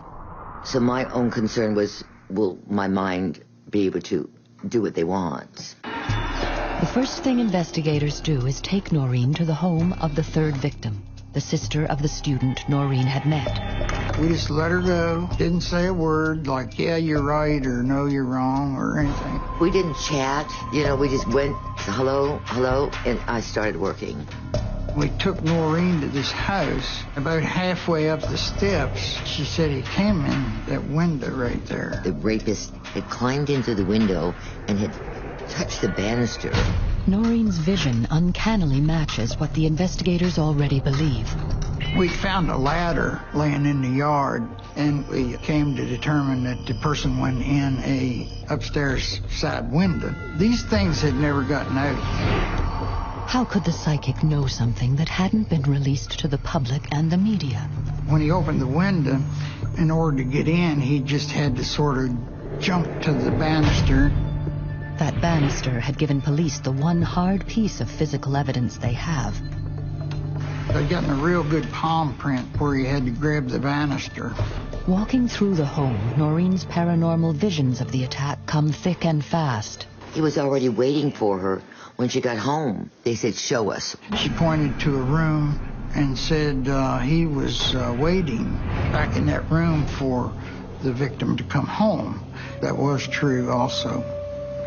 Before she got to the bedroom, she said, there's some violent activity up here. They looked at each other, but they didn't say anything. And then we walked in. She walked in the bedroom and sat down on the bed, and she started talking as if she were the victim. Noreen's description of the attack matches every detail of the victim's report. The rapist had come in the window. He had been hiding in wait. He had attacked her in her bedroom. Now, eerily, Noreen claims she has taken on the role of the victim and reveals something startling about the rapist. He's apologizing to me. And I was so shocked. But it just was like a little scene from a movie, just that one quick little picture, and I could hear his words. I'm sorry. This bizarre detail that the rapist apologizes to his victims is already known to the investigators. She was in a car accident. He spoke to each victim, carried on very apologetic conversations. And he apologized to some of the victims. It was very, very unusual. But the psychic claims to have one more detail about the rapist. I feel like his pants and shirt, they match. He's wearing a uniform. I could feel the material, and uniforms have a special heaviness to it. And I could tell that the pants and the shirt matched. We were in disbelief. How does she know this? Because these things weren't out. Noreen's first vision of the rapist suggests he's a laborer. But as she talks, she's also receiving other more cryptic psychic signals. What I'm seeing, it seems to be going around and around. The entire time, she would sit and talk, and she was drawing on the pad with a pencil, just drawing a perfect circle. Noreen is sure the circles she's drawing mean something, but exactly what she can't say. I remember first seeing him driving something. I remember knowing that whatever he drove went around and around. She said, I have no idea what this means, but it has something to do with his occupation. Without knowing anything, the psychic has accurately described the attacks and given the investigators a profile of the serial rapist. There's obviously some powers at work there. It must be. And I've pretty much concluded that in my mind based upon this particular case. Impressed with what they've learned so far, the detectives take Noreen to the home of the most recent victim. They never told me any information, never gave me any feedback. Taking me to a second victim's house, I knew that I must be onto something. There, she has a vision that would provide police with a vital clue. She claims to see where the rapist lives. See this theater marquade, and I knew he lived real close. I remember feeling the brick. Which was very interesting because there was an old theater right in the vicinity where all this was occurring. Most of these things occurred within a mile and a half, or just within 5 blocks. Noreen has told the cops where she believes the rapist lives, but she also knows how he can be identified. I wanted to go through his body to see if I could pick up any tattoos or scars. When I got to the knee, I could see the scar. First of all, it hurt. I remember the limping. Pretty deep scar on his leg that would cause him a slight limp. Very new to us. We had no idea. She was getting a pretty detailed picture of this attack. Can the psychic's cryptic clues help the police to track down a rapist who's already attacked 5 women? And we had the information, but we didn't know what to do with it. In the summer of 1979, a serial rapist is terrorizing the college town of Stanton, Virginia. The police were scrambling to get an arrest in the case. There was a crisis of public confidence. Desperate, the investigators have enlisted a psychic. She said she was picking up energy, and she was taking on the role of this victim. I feel theater. I knew he lived real close, and I remember feeling the brick. She said he lived in an apartment right across from a movie theater. Brick apartment, she even stated. We did concentrate on the brick apartment building across from the movie theater. We were in plane cars, and we had them positioned all around the city, and especially in that particular area. The community became absolutely racked with fear. There was a tremendous need to get this case solved. And it could have gone real bad for us.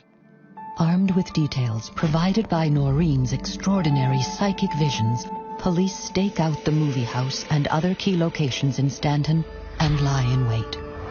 We spent many sleepless nights on this case. We would stake out till 2 or 3 o'clock in the morning, then come back out about 7.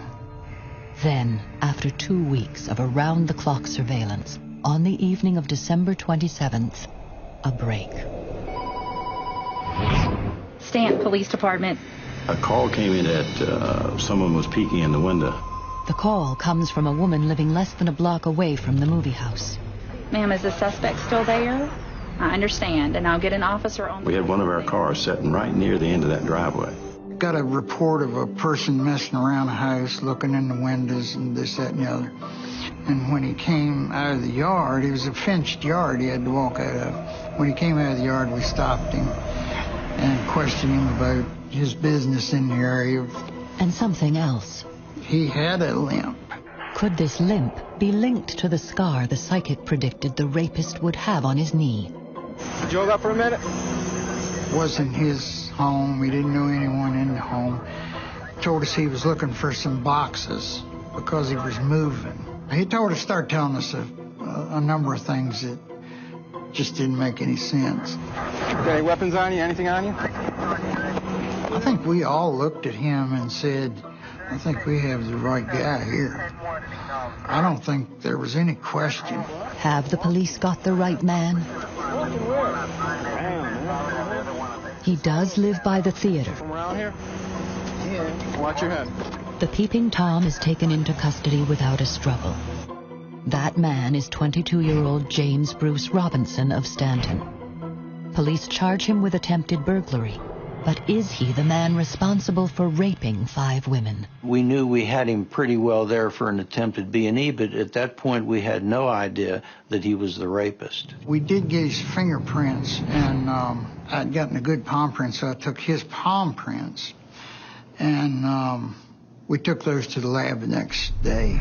Then they remember one of Noreen's most detailed predictions. The rapist would have a big scar on his knee. It's very strange to ask him to pull his pant legs up. He had no idea why we asked him that. I was so excited when he pulled his pant leg up and showed me a great big scar there. So all of these things just started coming together. The psychic is right. But to nail Robinson, they need more. They need hard evidence. The evidence that we had was pretty, shall I say, skimpy on each one of these sexual assaults as far as linking anything particularly to him. We had one palm print off of one of the scenes. The investigators devise a plan. To persuade Robinson to confess, they take him to the scene of his crimes. It was a technique I used in many criminal investigations. Put him in a car and drive him to a neighborhood.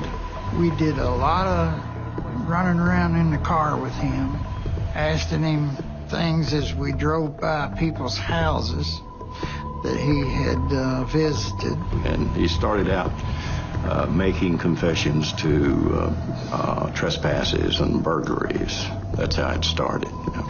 Despite admitting to a string of burglaries, Robinson denies rape.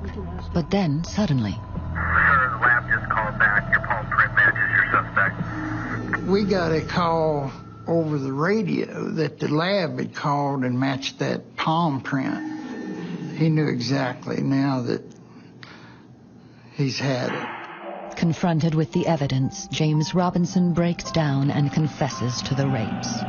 He gave the police details that only the true rapist could have known. There's little doubt that Noreen helped police put the serial rapist behind bars. Her remarkable insights were right on almost every count. She described how the perpetrator had entered the homes, how he had apologized to his victims.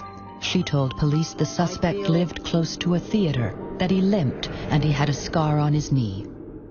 This is Dixie movie theater. It's been here for years. And coincidentally, right across the street are the Woodward Apartments, and where the suspect was found to live. And what about those puzzling circles Noreen drew? The suspect drove cement mixer truck. He would leave the truck parked in front of the apartment or somewhere close, and he'd go in. I must admit I was very impressed by that he drives something that goes round and round, and it turned out to be a cement mixer truck. That was pretty cool. Noreen's vision of a man in uniform is also true. The night we picked him up, he had the shirt on. At the trial, the prosecution paint a chilling portrait of a man driven to rape and rape again.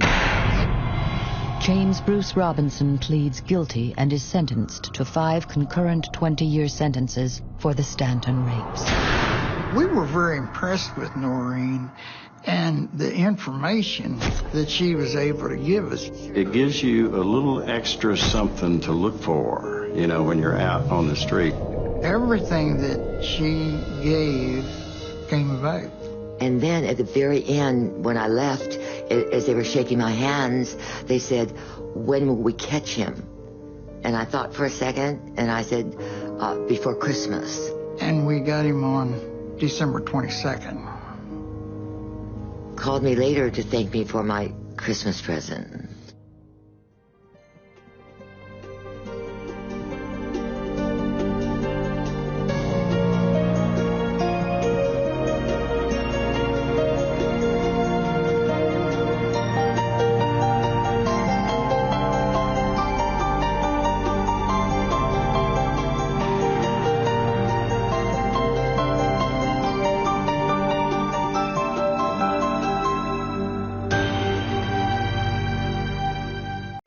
In 1987, when 2 teenage girls are murdered in Thunder Bay, Canada, the police fear the worst. I immediately thought that we had a serial killer working the area. Police think they've got their man, but a psychic says they're wrong. I felt terrible, but I had to tell him I'm having trouble recognizing the face I see. In the public's mind, it was going to be sort of a miracle if anybody was caught because so much time had elapsed. Then, 13 years later, a stone-cold case comes back to life. Was the psychic right all along? I knew I had seen that face so clearly.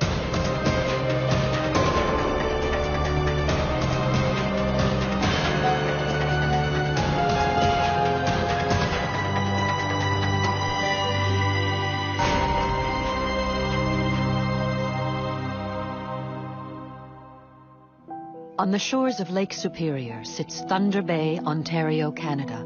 In the 1600s, a fur trading post.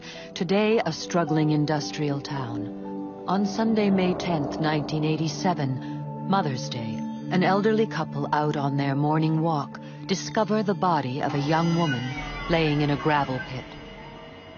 First to arrive on the scene is Constable Jerry Moran of the Ontario Provincial Police. The body was located right in the area here.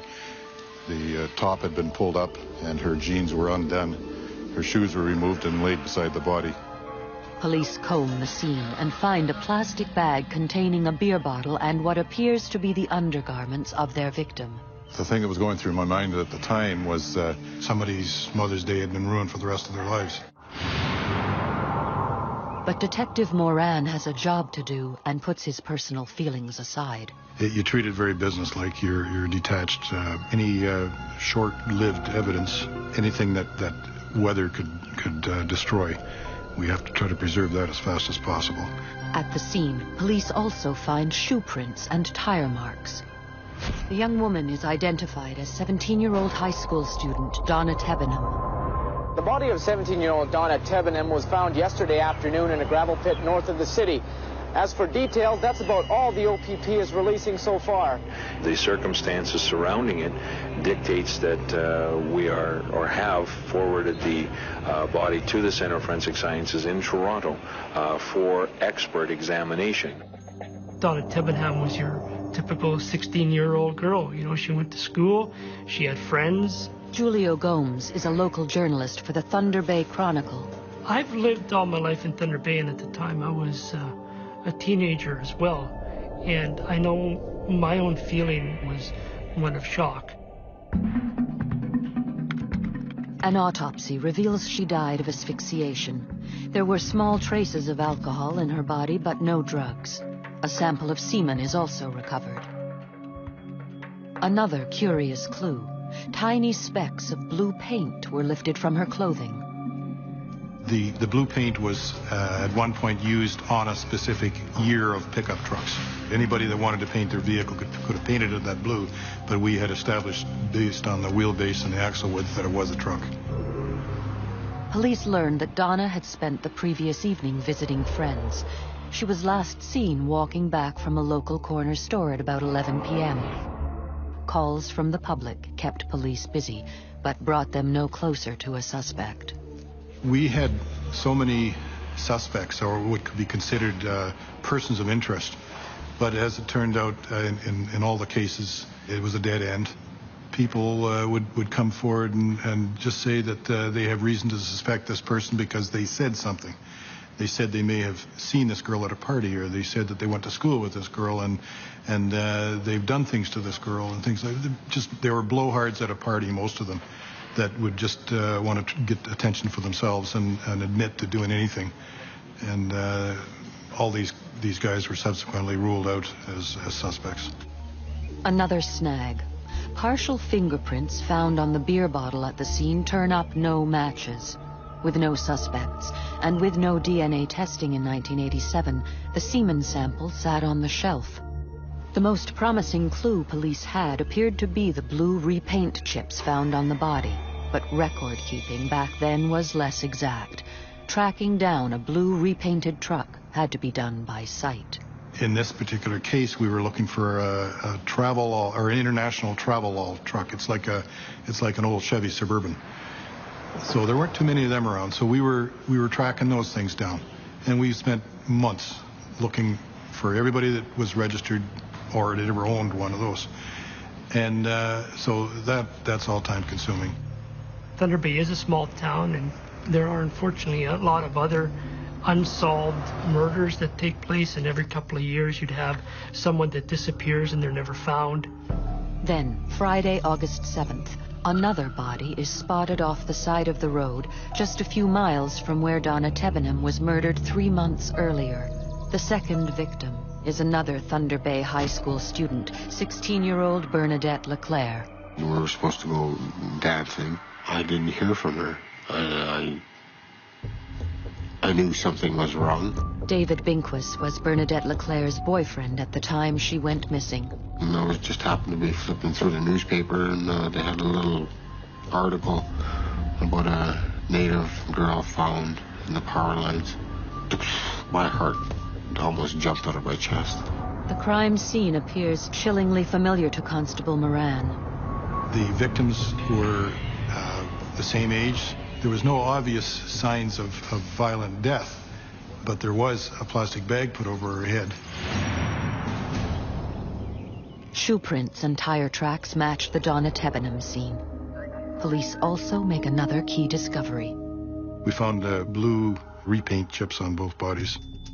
I immediately thought that we had a serial killer working the area. Then police get a promising lead. A woman walks into the station and says she knows who the killer is. She claims her boyfriend, who we will call Ron Newman, picked up a woman at the same corner store where Donna Tebenham was last seen the night she went missing. She was allegedly an eyewitness to the actual apprehension. So the police questioned him, and then they arrested him.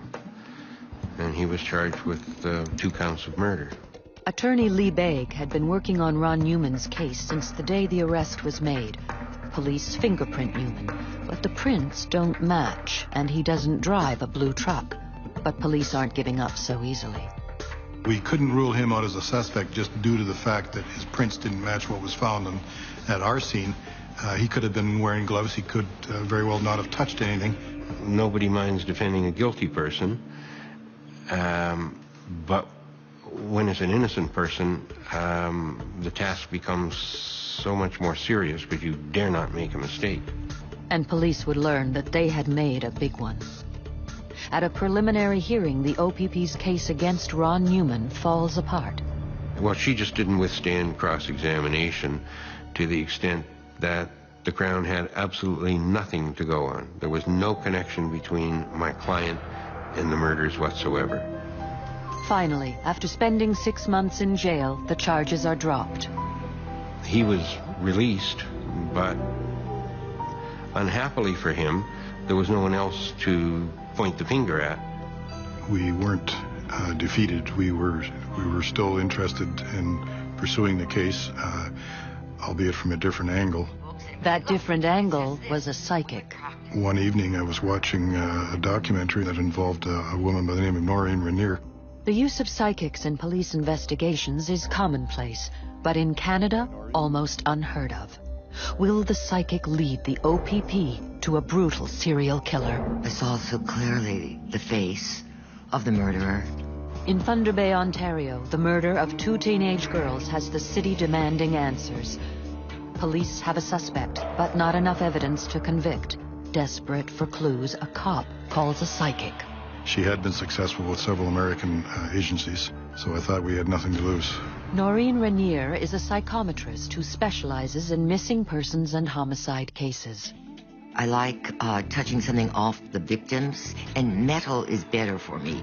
It seems to be a better conduit. It holds the energy or images of what that individual saw just before he or she was killed.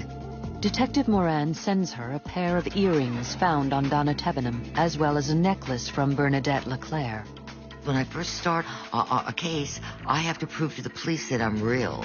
And so I always tell them a few things they already know, usually how the person was killed, what he or she looked like, or when they were alive, a few things like that to gain their confidence in me as a credible psychic. And then they can ask questions, and my mind just sees what they ask. Yeah, I felt a little weird about the whole thing. I'd never been involved with a psychic. I'd never even been to a tea reader, but I figured, if it works, who am I to argue with it? Like most of her cases, Noreen conducts her reading with Moran over the phone. When I held Donna's earring, I remember seeing her sort of light brownish hair, and I feel she had problems with her S's. I see braces. She described the victims very accurately, right down to the speech impediment on Tebenham and the character of Leclerc. I had Bernadette's necklace, so it wasn't that difficult to be able to describe her. I felt more fuller lips. I felt more feisty, confident, a little bit rebellious, again young. Then Noreen astounds Moran by describing the murder. Remember, I couldn't breathe. Screaming. I'm having trouble breathing.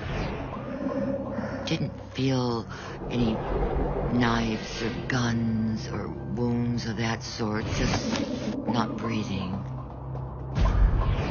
It started, being a little unusual that she would know some of this stuff, and I certainly wasn't given this information to her. Again, I closed my eyes, and I could feel, first of all, I felt a truck.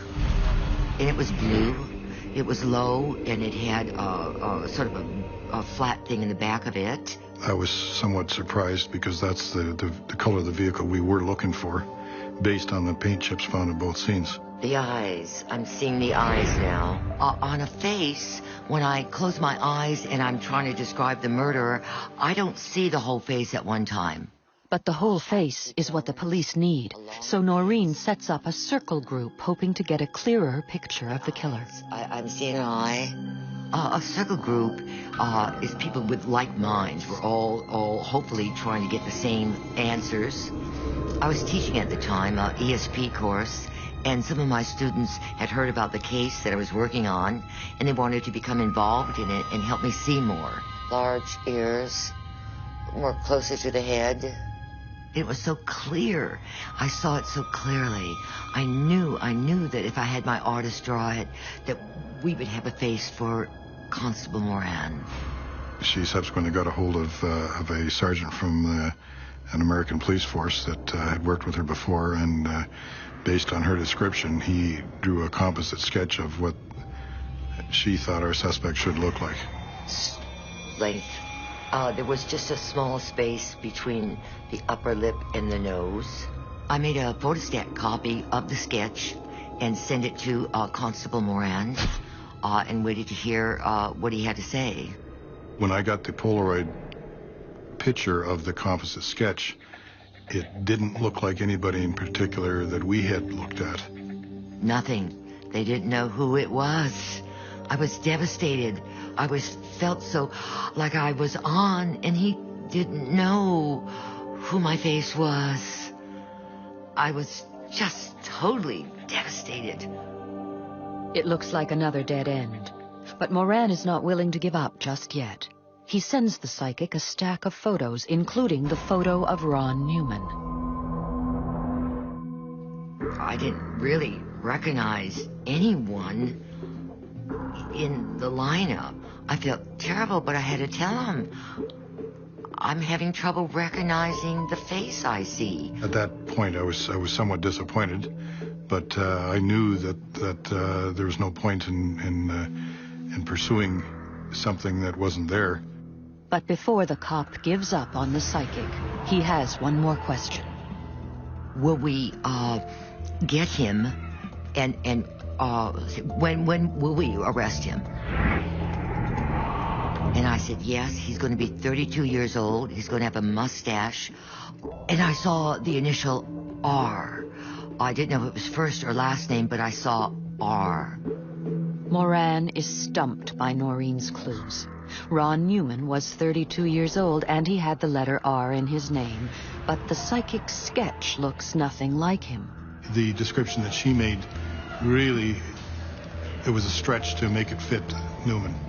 The last conversation I had with Constable Moran was when he sent me the lineup of the faces. And that was the last time we spoke. At that point, the case didn't go very much further. I was taken from the case and put back on general duties because there was no other avenues of investigation to pursue. I questioned my ability. How could I see so clearly and it be so wrong? What was wrong? My mind, what was happening? The case goes cold. 2 16-year-olds are dead and their killer is still out there. Police run occasional Crime Stoppers television spots, but no new leads surface. It always seemed like they were at a dead end, and that really in the public's mind, it was going to be sort of a miracle if anybody was caught because so much time had elapsed. In fact, 13 years go by. Then science steps in and reignites a cold case and confirms a psychic's long-forgotten vision. How could I be so wrong when I had seen so clearly?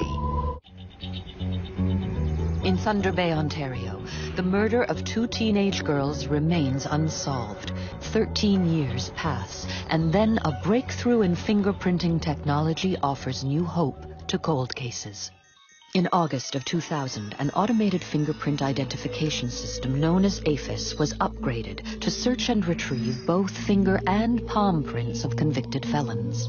This led to numerous cases being cleared up, and one of them was the Tevin M. LeClaire case. Partial prints found on a beer bottle and a plastic bag at the scenes could now be compared against pools of fingerprint records. APHIS turns up a hit, and the owner of the prints is Larry Runholm. In 1990, 3 years after the murders, Larry Runholm, a native of Thunder Bay, had been arrested and charged with drinking and driving. His fingerprints were forwarded to the RCMP and remained on file for 10 years, until the new technology made the match. A case that has baffled cops for 13 years is finally solved.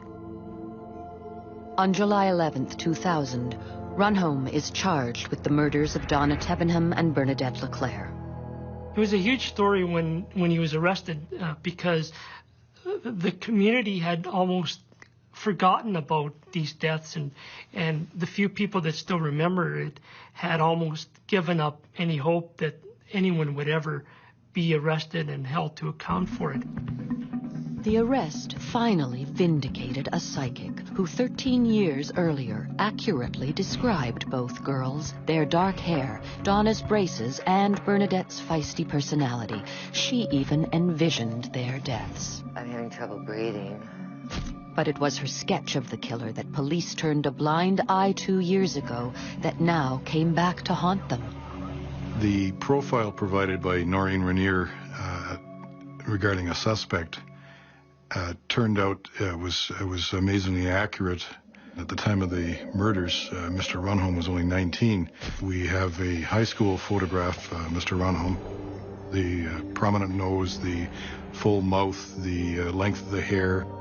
Other puzzling clues offered by the psychic now seemed to make sense as well. I remember Constable Moran saying, will we get him and when will we arrest him? And I said, yes, he's going to be 32 years old. He's going to have a mustache. And I saw the initial R. I didn't know if it was first or last name, but I saw R. So I was overjoyed that my information was right. Sad that it didn't help in a timely manner. Runholm admits to intentionally killing both girls and avoids a jury trial by pleading guilty to second-degree murder. And Larry Runholm never took the stand, never explained anything. His lawyer said he has no memory of what happened, so he has nothing to offer. Runholm claims he can't remember what happened back in 1987 when the girls, both 16, were believed to have been raped and then suffocated 3 months apart. But Justice Stanley Carisco, in his sentencing address, says he saw no evidence of amnesia, and he says the families deserve an explanation for these sickening murders. You know, the guy is a vicious killer, sadistic, and the judge saw through him, and I'm very thankful for that. To this day, the police don't know exactly what happened the nights the two girls went missing. What they do know is that both girls were suffocated with a plastic bag. DNA testing of semen taken from both girls matched Larry Runholm, and blue paint chips found on both girls matched the paint and make of the truck he drove. Why did he do it? And how could he live with himself for the next 15 years, where ostensibly he was raising a family and leading a normal life? It's one of those just baffling things that you constantly think about and say, you know, what really happened? His plea of second-degree murder carries an automatic life sentence. The ruling of 20 years came as some satisfaction and closure for the families of the victims.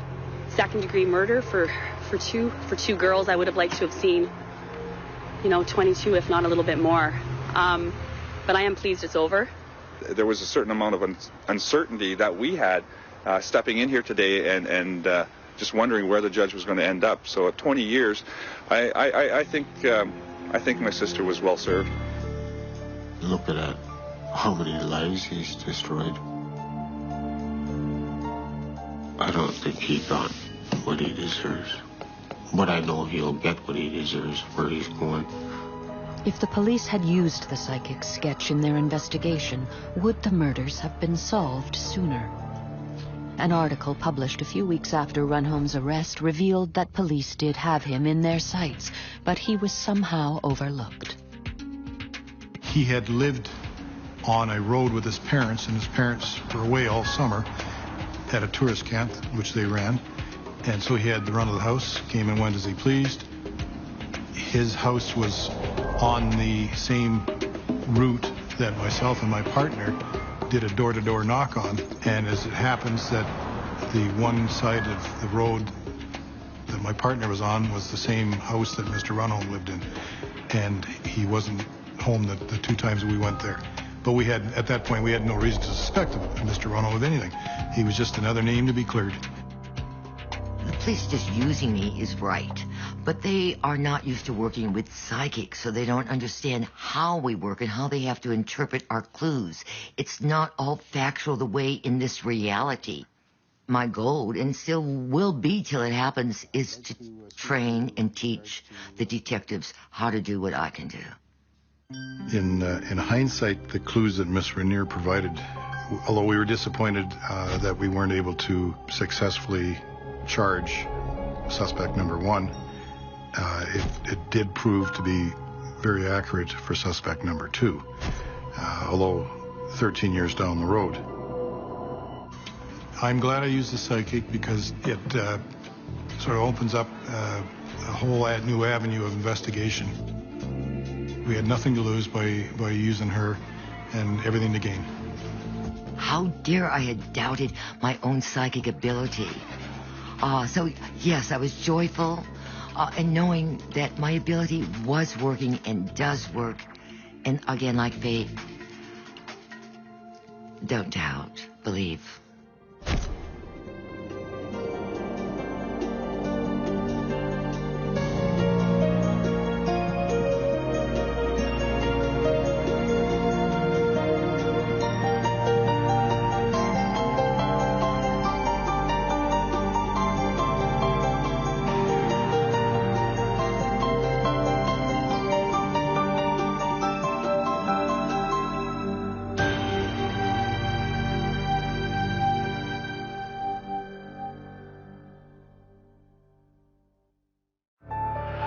A lazy summer day at the lake turns to panic. I said, "Where's Tom?" When a 5-year-old boy disappears. I wondered if he was dead. Police think he's drowned, but a local psychic says he's lost in the forest. I could see this little boy lying under a very large tree. Is the psychic right? Is Tommy Kennedy alive or dead?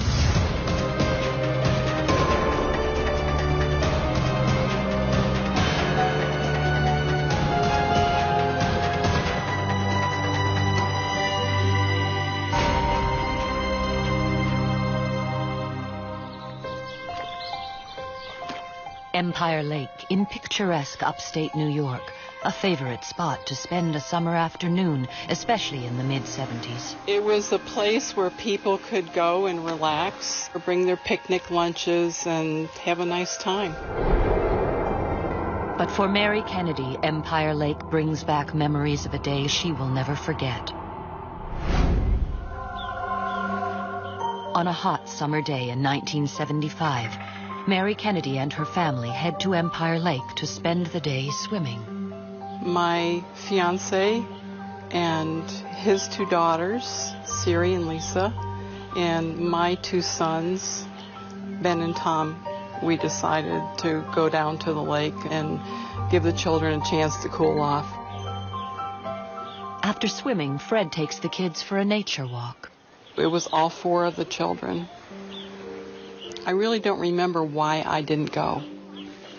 Fred and the kids disappear into the woods. While everyone was hiking, I was lying on the blanket, enjoying the day. Knowing me, I probably had a book with me. But that enjoyment was about to end. I see Fred and the children coming towards me. Everybody was sweaty and happy, and I don't see Tom. Tommy is Mary's youngest son. He's 5 years old. I felt a moment of panic. Fred comes up to me and I say, "Where's Tom?"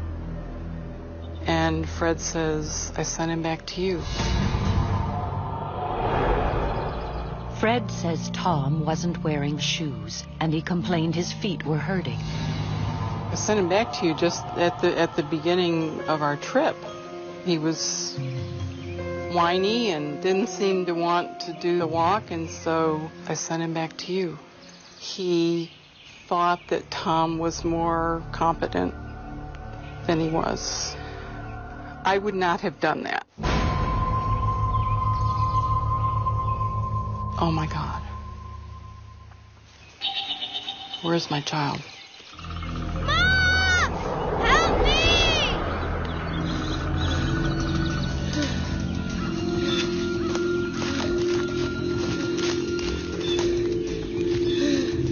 Where's everyone? I remember just jumping up and starting to run around the lake, screaming for him. They search frantically, backtracking their walk. Perhaps he's just hiding.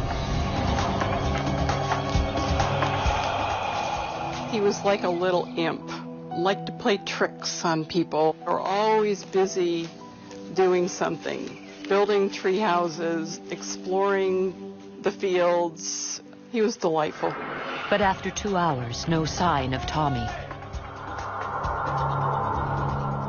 To add to their concern, a thunderstorm is moving in. They realize it's time to call the police. By the time I arrived, Tommy had probably been missing 2 or 3 hours. It was probably somewhere around 4 or 5 o'clock by that time. Dave Redsiger was a member of the local emergency squad in Spencer. What we did was contacted all the surrounding fire departments. I remember standing there and seeing the emergency vehicles beginning to arrive right down on the lawn. You know, they just bypassed the parking lot and they were setting up a command center down there on the lawn. It seemed like every car had a two-way radio going.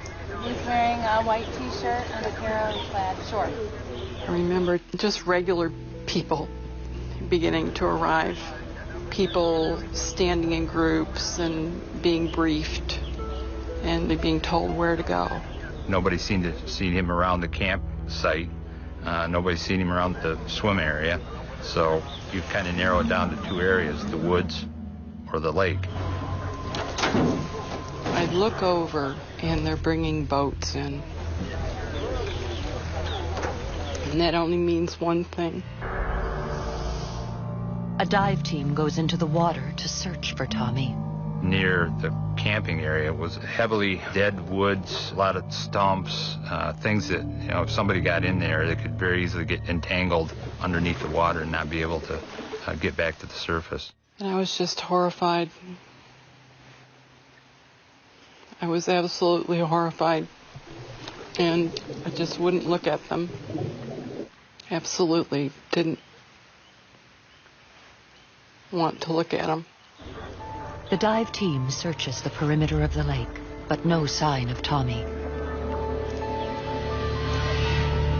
The storm is getting worse. Once the weather started to get bad and the lightning started getting pretty nasty, we had to call off the water search.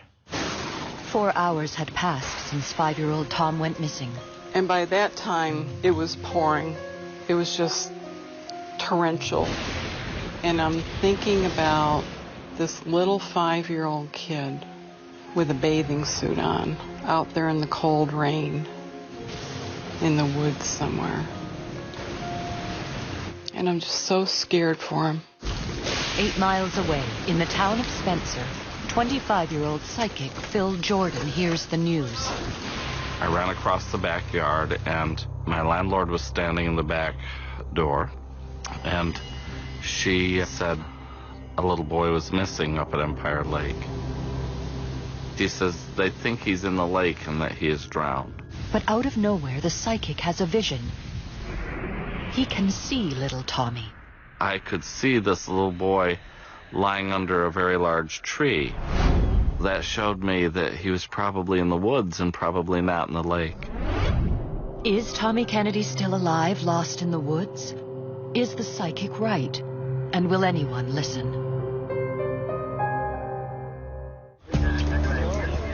In upstate New York, a massive search is underway at Empire Lake for 5-year-old Tommy Kennedy, who vanished during a family picnic. This little 5-year-old kid out there in the cold rain, and I'm just so scared for him.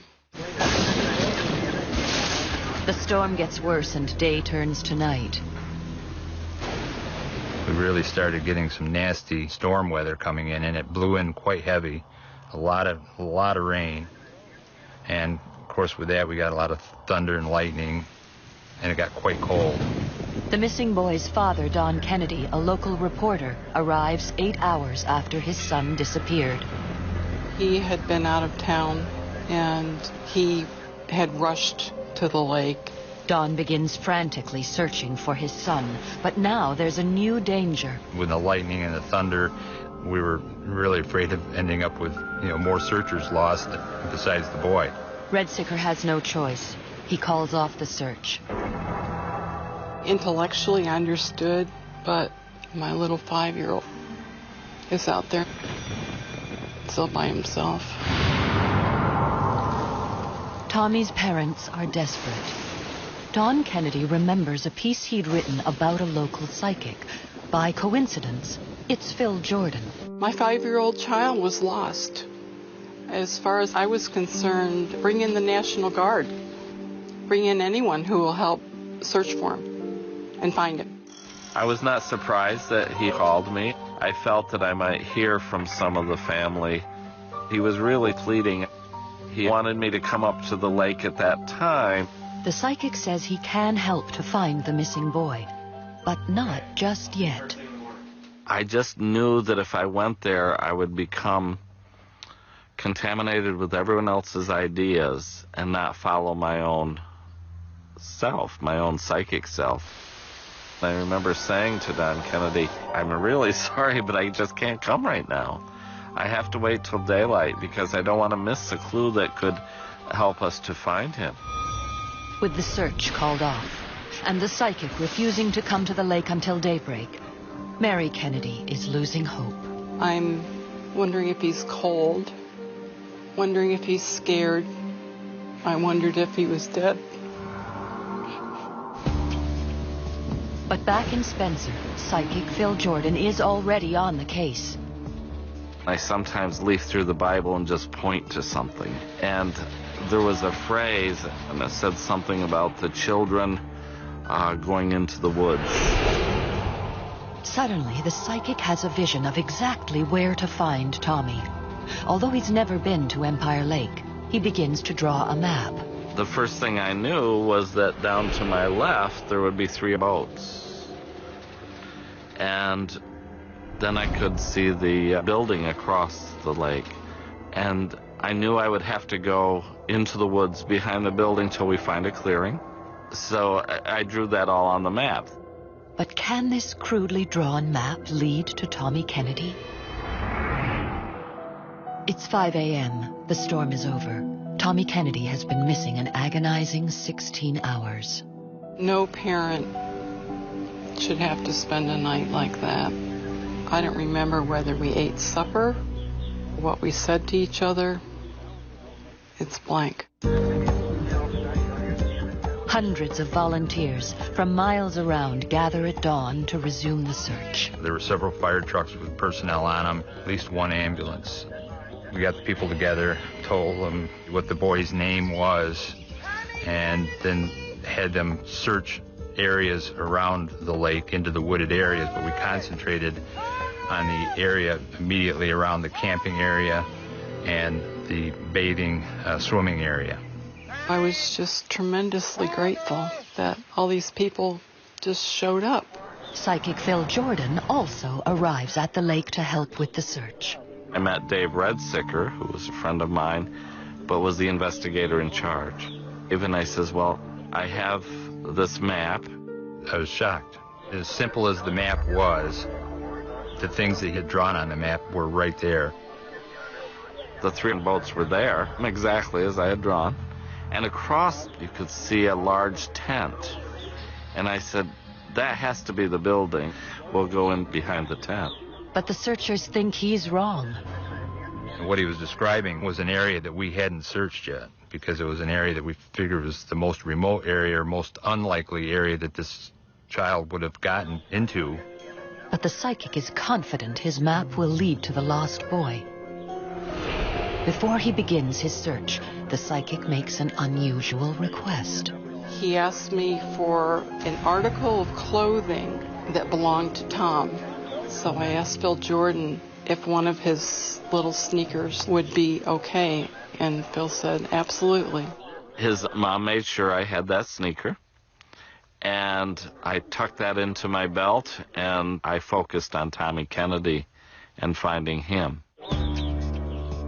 250 rescuers searched the south side of Empire Lake, the area closest to the spot where Tommy was last seen. Meanwhile, Phil Jordan and 2 volunteers, armed only with a psychic map and a little boy's shoe, head in the opposite direction.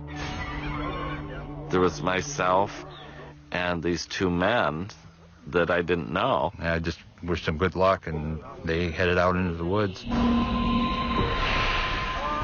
25-year-old Phil Jordan has never tested his psychic powers in a life-and-death situation before, and he's never been to Empire Lake. But he has faith in his map. I know we're going to find him, and we will find him within an hour. Tommy! Every little ways I would stop and I'd say to myself, okay, we have to keep going straight. Now we have to turn left. Tommy! Now we have to go up here. We have to go a little bit to the right. And I remember talking to myself through the whole thing so I could block out any of the ideas that others had. Tommy! Tommy! It was rugged terrain. There was a hiking path, but it was uphill. A lot of woods, a lot of trees falling across the path, and treacherous going.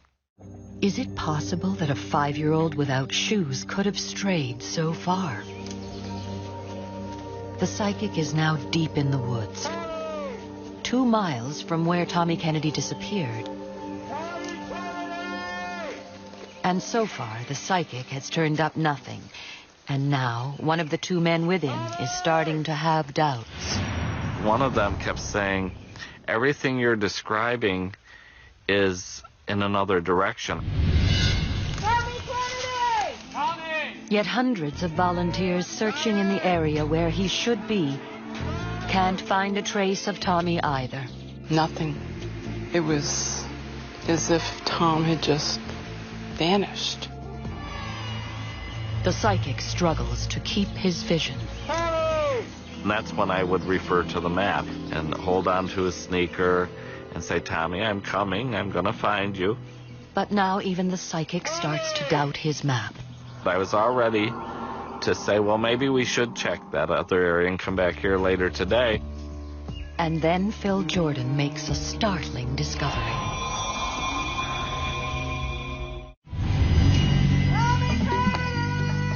On the shores of Empire Lake in upstate New York, Mary Kennedy waits desperately for any news of her 5-year-old son, Tommy, who's been missing for over 16 hours. It was as if Tom had just vanished. Hundreds of searchers comb the area around the lake where the boy disappeared, but with no luck. Yet 2 miles away, psychic Phil Jordan, following his crude map, has stumbled across a child's footprint. It was right in front of me. I looked at that footprint and I thought, oh, we must be close, and I got goosebumps, you know.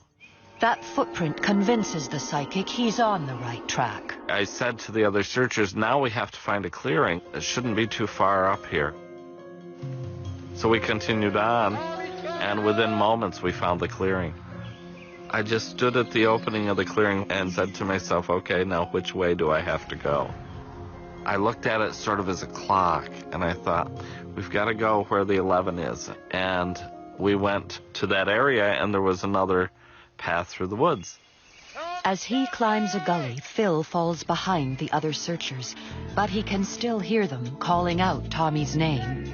And then, an answer. Help me! I'm over here! I woke up to the sound of people calling my name. Tommy! Tommy! I started screaming, I'm over here, I'm over here. The fellow who tried to talk me into going in the other direction, he says, I hear him yelling. He's yelling for help. And so they all ran in the direction that the voice came from. I saw these men coming towards me with huge smiles on their face. I was very relieved that they had found me. Everybody was giving Phil Jordan congratulations. I could tell right away that he was the one that was responsible for locating me. I just dropped there and knelt there and thanked God that he had given me this ability and cried. You know, I just sobbed. It was very emotional. He was worried that he had done wrong. He was worried that he was going to be reprimanded. And it was quite the opposite. Everybody was so thankful. Tommy Kennedy had been missing more than 16 hours. One of the searchers reminds Phil about a prediction he had made. He says, 58 minutes. And I says, what does that mean? And he says, you told me we'd find him within an hour, and it was 58 minutes after we started. Tommy's rescuers carry him out to a nearby road. They had walkie-talkies and they radioed for help, and soon the ambulance came to a road that was not far from where Tommy actually was. And the news that Tommy is safe is radioed back to the lake. Someone comes up to me and tells me that Tom has been found. It's like heaven opened up. I was just so grateful. Then almost instantly, there he is. After almost 2 days of anguish, mother and son are reunited. He says, I was camping, Mom. I slept next to a stick. It's a miracle. It's a miracle that he's found, and it's a miracle that he's okay. Phil Jordan's visions had been right from the beginning. Tommy Kennedy hadn't gone near the lake. Instead, he had wandered deep into the forest. I immediately started crying and whining as I was walking back, and I'm sure that contributed to me getting lost. I probably wasn't paying attention to the marks on the path. I just started running in circles, and within a very short period of time, the clouds rolled in. And that first lightning bolt came down. Then I was terrified, and I started running and running and running. Wet, scared, and exhausted, he remembered what his mother had taught him. I taught my children standard safety, which is you don't go near the water when there's lightning. Find a sheltered place. I came upon a sort of a clearing, and I found a nice large stick to fend off any attacking animals. Phil had marked just such a clearing on his map. I was completely exhausted by that time, so I didn't have any trouble at all falling asleep. How could a psychic with a crudely drawn map succeed where 250 rescuers failed? If it hadn't been for Phil, and his map and his abilities, we either wouldn't have found him for a long time or we may not have found him at all. I'm certain that Phil Jordan saved Tom's life. Word that Phil Jordan had found a lost boy using his psychic abilities is big news. Even the local sheriff, who is not in the habit of using the paranormal, recognizes his achievement. And he says, I would like you to become deputized so that if we have other cases, you can work more freely with law enforcement. So help me God. At that time, Phil was the only deputized psychic that I was aware of in New York State. Phil Jordan's amazing accomplishment at Empire Lake paved the way for psychics all over America to team up with police in solving difficult cases. It was truly an honor to be deputized because at that time in history, psychics were just beginning to be used a little bit in police work. It's now 32 years since psychic Phil Jordan found little Tommy Kennedy lost in the woods. They haven't seen each other since. Until today.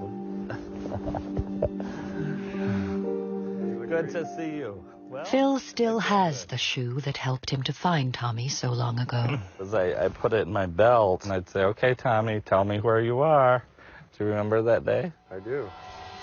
I remember running through the woods. I remember the lightning. I remember finding a stick to sleep with. Seeing a wild bear. Exactly. Yeah, like my 5-year-old with a stick is going to do something to a bear. That's right. But well, you were using your head. Yeah. That's the best way you knew how. Right. Yeah. And the next thing I remember is hearing you guys. I heard you calling for me and waking up. It was that day that I proved my ability to myself. And from then on, no one's ever convinced me that I can't do what I do. Without him, they might have been looking for my bones,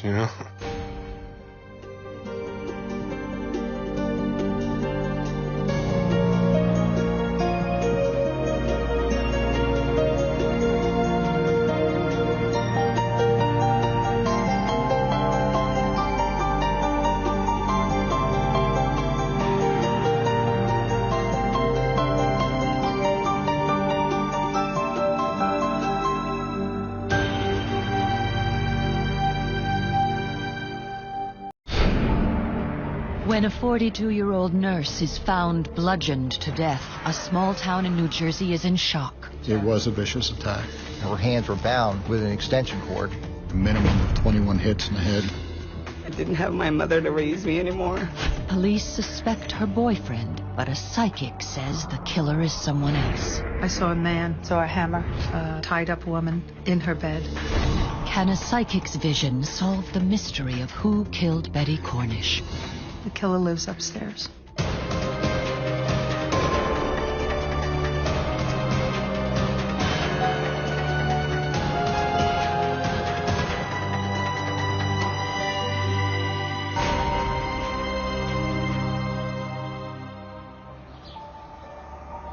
Belvedere, New Jersey, an hour away from New York City, but a million miles away from big city crime.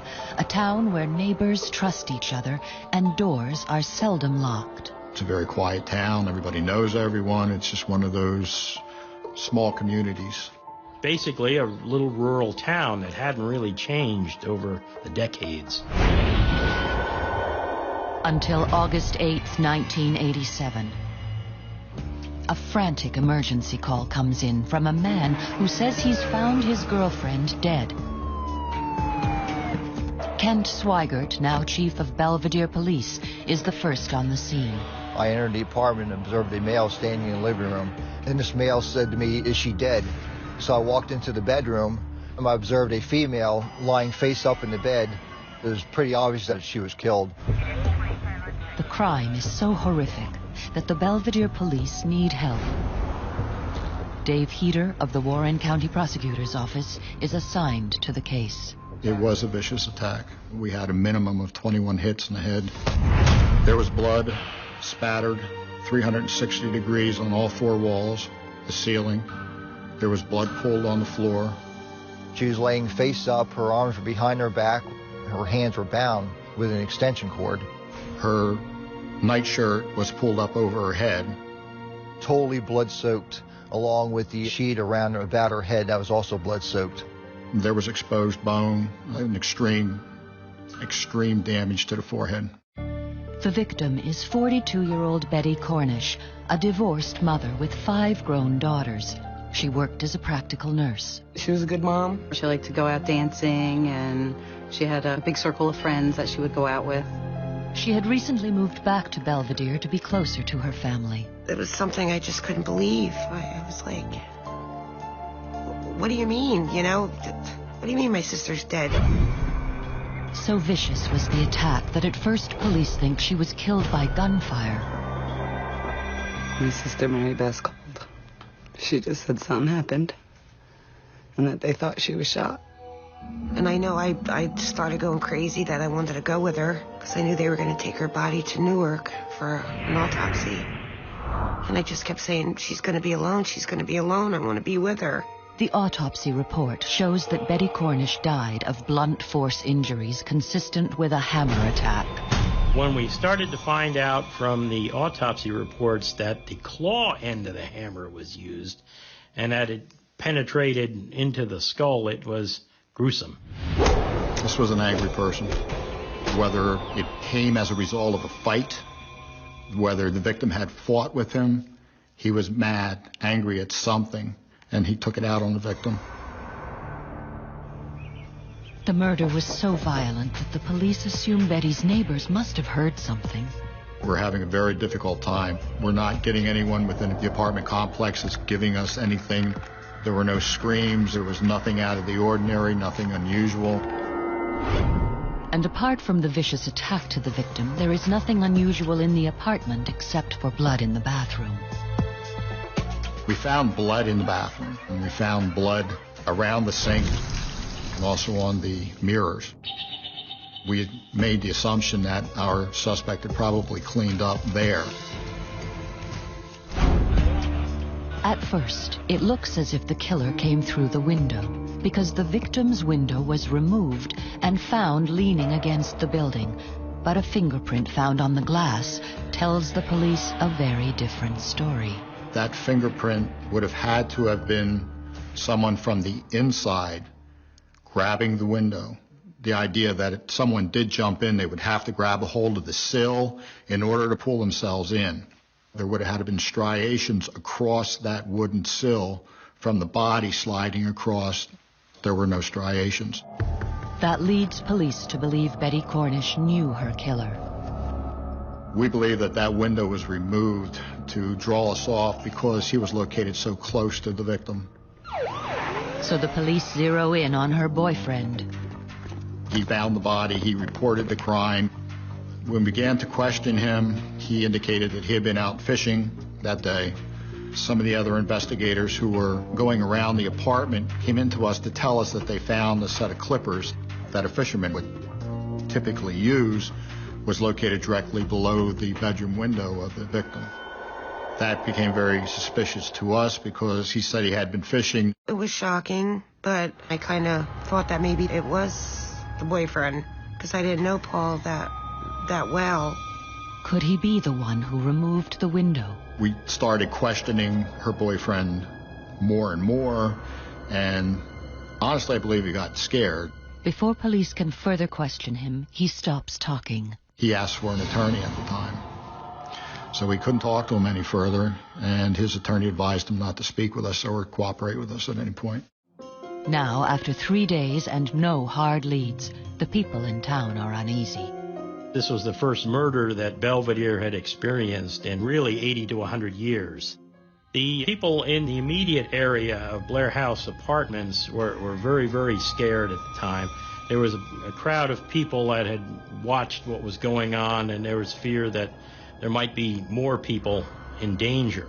Everything, my whole complete life changed overnight. I didn't have a place to live anymore. I didn't have my mother to raise me anymore. Nothing's ever normal again. Residents in the apartment complex, eager to help the police, volunteer for polygraph tests, and they all pass. It seems as if the police have hit a wall. The longer that a case goes on, your chances lessen greatly by the hour. It starts to scare you. There is a killer in the community, and you don't know where he is.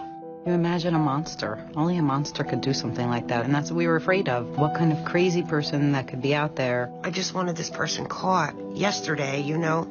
I remember calling the prosecutor's office. Did they find him yet? Did they find this person that killed my sister yet? That's when someone had told me about Nancy. Nancy Weber is a psychic who claims to be able to see what most of us cannot. It's not always in picture form. Sometimes it's sound, sometimes it's smells, sometimes it's vision, sometimes it's a feel, a fabric. 8 days after her sister's murder, Peggy calls psychic Nancy Weber and sets up a meeting. And she didn't want to know anything. Nancy didn't want to know anything. And she took me into this room and we began to talk. I felt this horrible, heartbreaking misery. Without any knowledge of the case, the psychic claims to tune in to Peggy's loss. Somehow that connected inside me with she had sustained a great and tragic loss of a family member. She had a sister who was murdered. And then she says something amazing. I said to her that the chief suspect is a boyfriend. She said, yes. I said, he is not the killer. But can the psychic see who the real killer is? I saw a hammer. I saw a tied-up woman in her bed. I saw her brutally murdered. And I thought, that's the killer. In Belvedere, New Jersey, it's been 8 days since 42-year-old Betty Cornish was found bludgeoned to death in her bed. There is a killer in the community, and you don't know where he is. Her boyfriend, who found the body, isn't talking, and the police have few hard leads. I just wanted this person caught yesterday, you know. Desperate to find the killer, the victim's sister asks a psychic for help, and the psychic has a vision of the murder, a vision so horrific she feels she can only share it with the police. I asked her to please contact the police involved. I said, let them speak with me, not you. I received a call from Peggy Goebel. She told me that she had been talking to a woman who was a psychic. I'm skeptical, you know, when a psychic calls up or says that they have psychic ability, I want to hear who it is and what they have to say before I'm going to put a lot of faith into that individual. But in this case, it's Nancy Weber. So I said, okay, now I'm listening. The detective and the psychic have worked together before on other cases. I would be more than happy to bring her to the scene and get her thoughts, her feelings on what occurred here, because we're now beginning to get into a week into this case and we're getting nowhere. No sooner do the detective and the psychic arrive at the scene than Nancy has a vision that will turn the investigation upside down. I looked upstairs and I saw a shadow. And I thought, that's the killer. He was going upstairs. He lives there. I pointed upstairs and said, the killer lives upstairs. I said, his first name's John, and last initial R. She gave me the name John, and she gave me the initials JR. The man upstairs is 30-year-old John Reese, a farm laborer who lives with his girlfriend and her 2 children. He operated a piece of heavy equipment at the sod farm, just a working class individual. And I said, well, I'm not real sure that's the right guy, Nancy. He already passed a polygraph. Not only has John Reese passed a polygraph, but he has an alibi for the time police think Betty was murdered. Based on what the condition of the body and what we knew at that time, we were guessing that the time of death would have been somewhere around midnight. John Reese was able to tell us pretty specifically where he was during the entire day, right up until the point of about 2 o'clock in the morning, and at that point he went to bed. He alibied himself pretty well. I said, that doesn't matter. It was such a strong feeling and strong vision. At that point in my mind, I was beyond Mr. Reese. He passed a polygraph. She said that she didn't care, that, polygraph him again, do what you have to do, but he's the guy. Next, Detective Heater takes the psychic inside Betty Cornish's bedroom. Crime scene hadn't been cleaned up. There was still blood spattered around. It was scary to walk in and not know what lay there. As Nancy stands beside the victim's bed, she is hit with another vision. Ben, I got the time of about 1:30 a.m. roughly.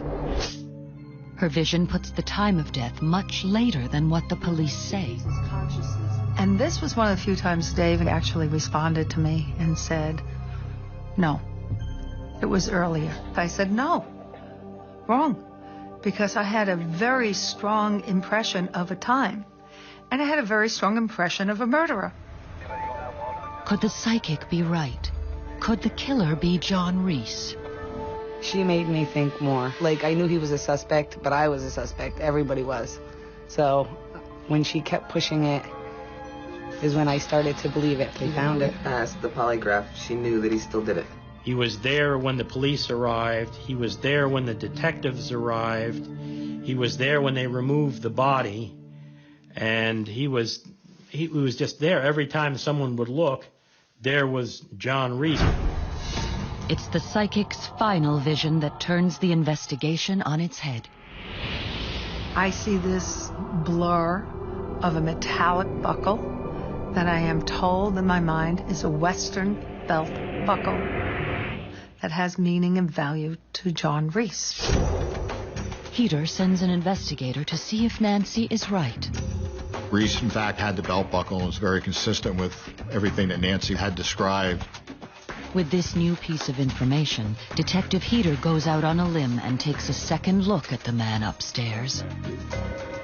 I, as a supervisor, at least now at this point, had some kind of justification in my own mind for spending man hours on a man who already passed a polygraph. He decides to take a gamble on a psychic's vision. My boss basically told me I was crazy. Heater sends detectives to question Reese again. Reese was very comfortable with these 2 detectives and was willing to talk to them every day. They became almost like friends. And because of that investigative bond, Reese started talking about more things. Detective Tom Trainer was one of the officers investigating Reese. He gave information that caused us to believe that he might have been in the victim's apartment. It wasn't a real credible account of how or why he was in there. And of course, meanwhile, one of our ID men had developed, the latent prints off the front window. 11 days after the murder, the first solid piece of damning evidence. The fingerprint belongs to John Reese. The trainer went after Reese again and told him, look, we've got your fingerprint on the window. What's the story?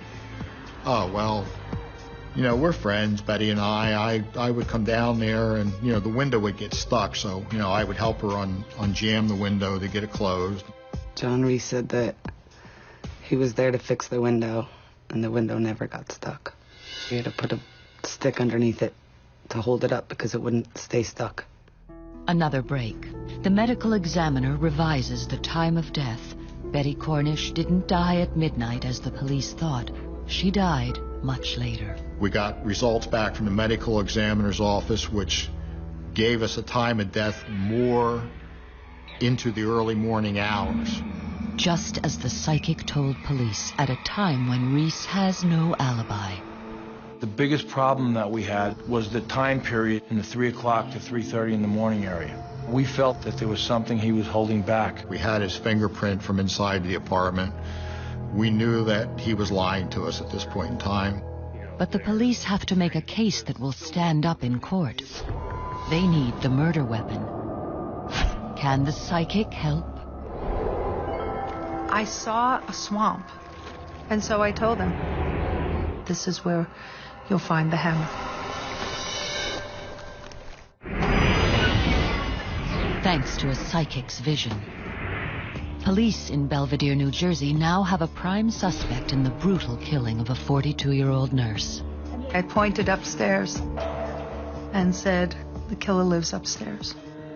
But they don't have enough hard evidence to arrest him. They need the murder weapon, and the psychic claims she knows where it is. I suddenly saw this small body of messy, muddy water and the hammer falling into it. I thought, he dropped it in there. Nancy, when she returned to our office, she drew us a map. Took a piece of paper and drew my crude map and handed it to them and said, this is where you'll find the hammer. She gave us a road, she gave us a patch that she said were woods, and she said, and over in this corner is water. And she said, I see Reese throwing the hammer into the woods. But she can't tell the police where that water is located. At the same time, detectives continue to badger their prime suspect, determined to find cracks in his story. He was able to give detailed information about, when he made the coffee, when he got up in the morning to go to work, and what time he left for work. But then the time when we felt that the victim was murdered was a time that he didn't recall. He just breezed right over it. Reese started talking about more things. And those things that he kept adding into his statement during the times was things that were off, that were not talked about before. There's a lot of little things that he changes in his behavior between, deep breaths. You could tell something is bothering him. And we just felt at that point that he was ready to tell us something. Detectives make their move. They bring Reese in. We hit him with all the things that we knew, walked around the table, sat down next to him, looked him in the eye, and said, John, we know you did it, and you know you did it. Now why don't you tell us about it? Approximately 20 to 25 minutes, perhaps half an hour later, Detective Trainer came out of that room and advised us that he had confessed to the murder. I believe he knew that we knew that he was the killer, and for some reason he had to share that with us. It's hard to picture why or how, but something made him realize that, it was wrong and that he had to trust us and that he did it and he had to admit that. There was a hammer on the floor that I picked up, and I hit her once in the head with it. I hit her 2, 3, 4 times with the hammer. Large amount of blood flowed on the bed, some on the walls. And I went upstairs. Garbage bag. Washed up my hand and everything. Had another beer and went to bed. Later, he told the police he dumped the hammer at the farm where he works. When we did the search through the woods and we came out, there was the water in front of us. Water where Nancy said there would be water. We went in, we recovered the hammer, photographed it, brought it out, bagged it, tagged it, and put it into evidence. 18 days after beating Betty Cornish to death, John Reese is charged with her murder. And I remember just my mother and father and I embracing and jumping up and down, happy that they caught him, but realizing that it just wouldn't bring her back. Despite the confession, Reese later pleads not guilty. At the trial, his lawyers suggest Betty Cornish invited Reese into her apartment. It was very hard because we would have to sit and see the murderer there every day. A lot of the time, Mr. Reese basically propped his head on his hand and just seemed somewhat disinterested for the most part. He didn't want to show any expression to the jury, so he just basically sat like he was bored. And he would, constantly turn his head and look at us. I remember my mother being there and she was crying. It was hard for her to hold back her cries, and they wanted to put her out of the room. They didn't want the jurors to see my mother crying because it would sway their decision. The jury doesn't believe John Reese's story. What they do believe is that sometime around 3 a.m., Reese came downstairs and snuck into Betty Cornish's apartment, bound her wrists with an extension cord, sexually assaulted her, and beat her to death, striking her at least 21 times with a hammer. After a 5-week trial, Reese is found guilty of all 11 charges, including first-degree murder. He is sentenced to 110 years. I would like him to say he was sorry. I would like him to show some remorse because he never has. I think that if he were to say anything, that he would try to hurt us in some way because he is sick enough. He got 2 life sentences. He's eligible for parole in 45 years. So that means that he will be 72. Or dead. And we will fight so that he dies in prison. Why was the psychic so convinced that it was the man upstairs who killed Betty Cornish? He had already passed a lie detector test, yet she remained adamant her vision was correct. She knew his initials were J.R. and his first name was John. She also knew that he wore a large Western-style belt buckle. She even directed the police toward the murder weapon. Nancy was probably one of the driving forces that kept me going back to Reese. I was willing to give him up, but she was very insistent. Any constructive thing I can do assists Elizabeth and her soul and assists her family. And whether you want to call it spiritual matter, whatever it is that a psychic sees, you've got to be able to believe in it. There's science, there may be the supernatural. I don't know how to explain what a psychic does, how they do it.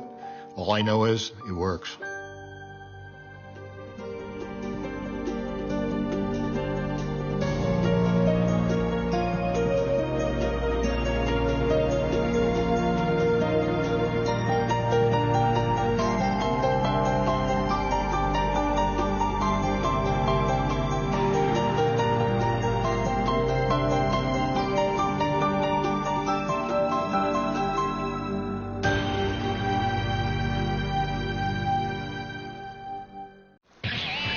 When a woman's body washes up on a Florida beach, no one is more shocked than the police.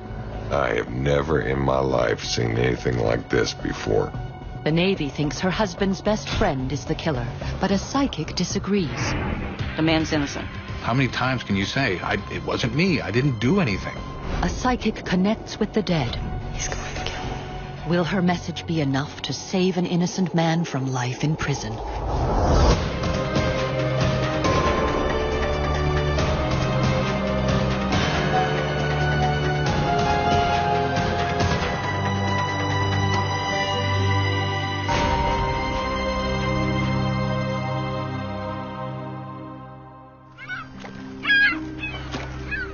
On the northeast coast of Florida, Jacksonville is home to the Mayport Naval Station, the third largest U.S. naval base in the world.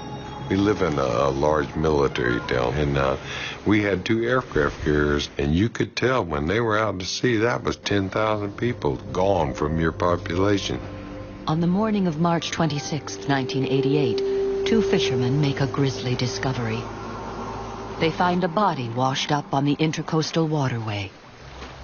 They thought it was a dolphin. They thought it was a fish that had washed up on the beach.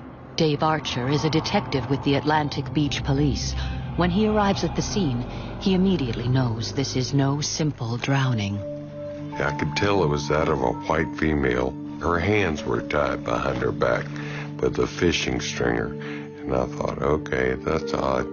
She's identified as 22-year-old Anita Lukander. She had been reported missing by her co-workers at the Navy base 9 days earlier. She was in my duty section, and she didn't show up for work.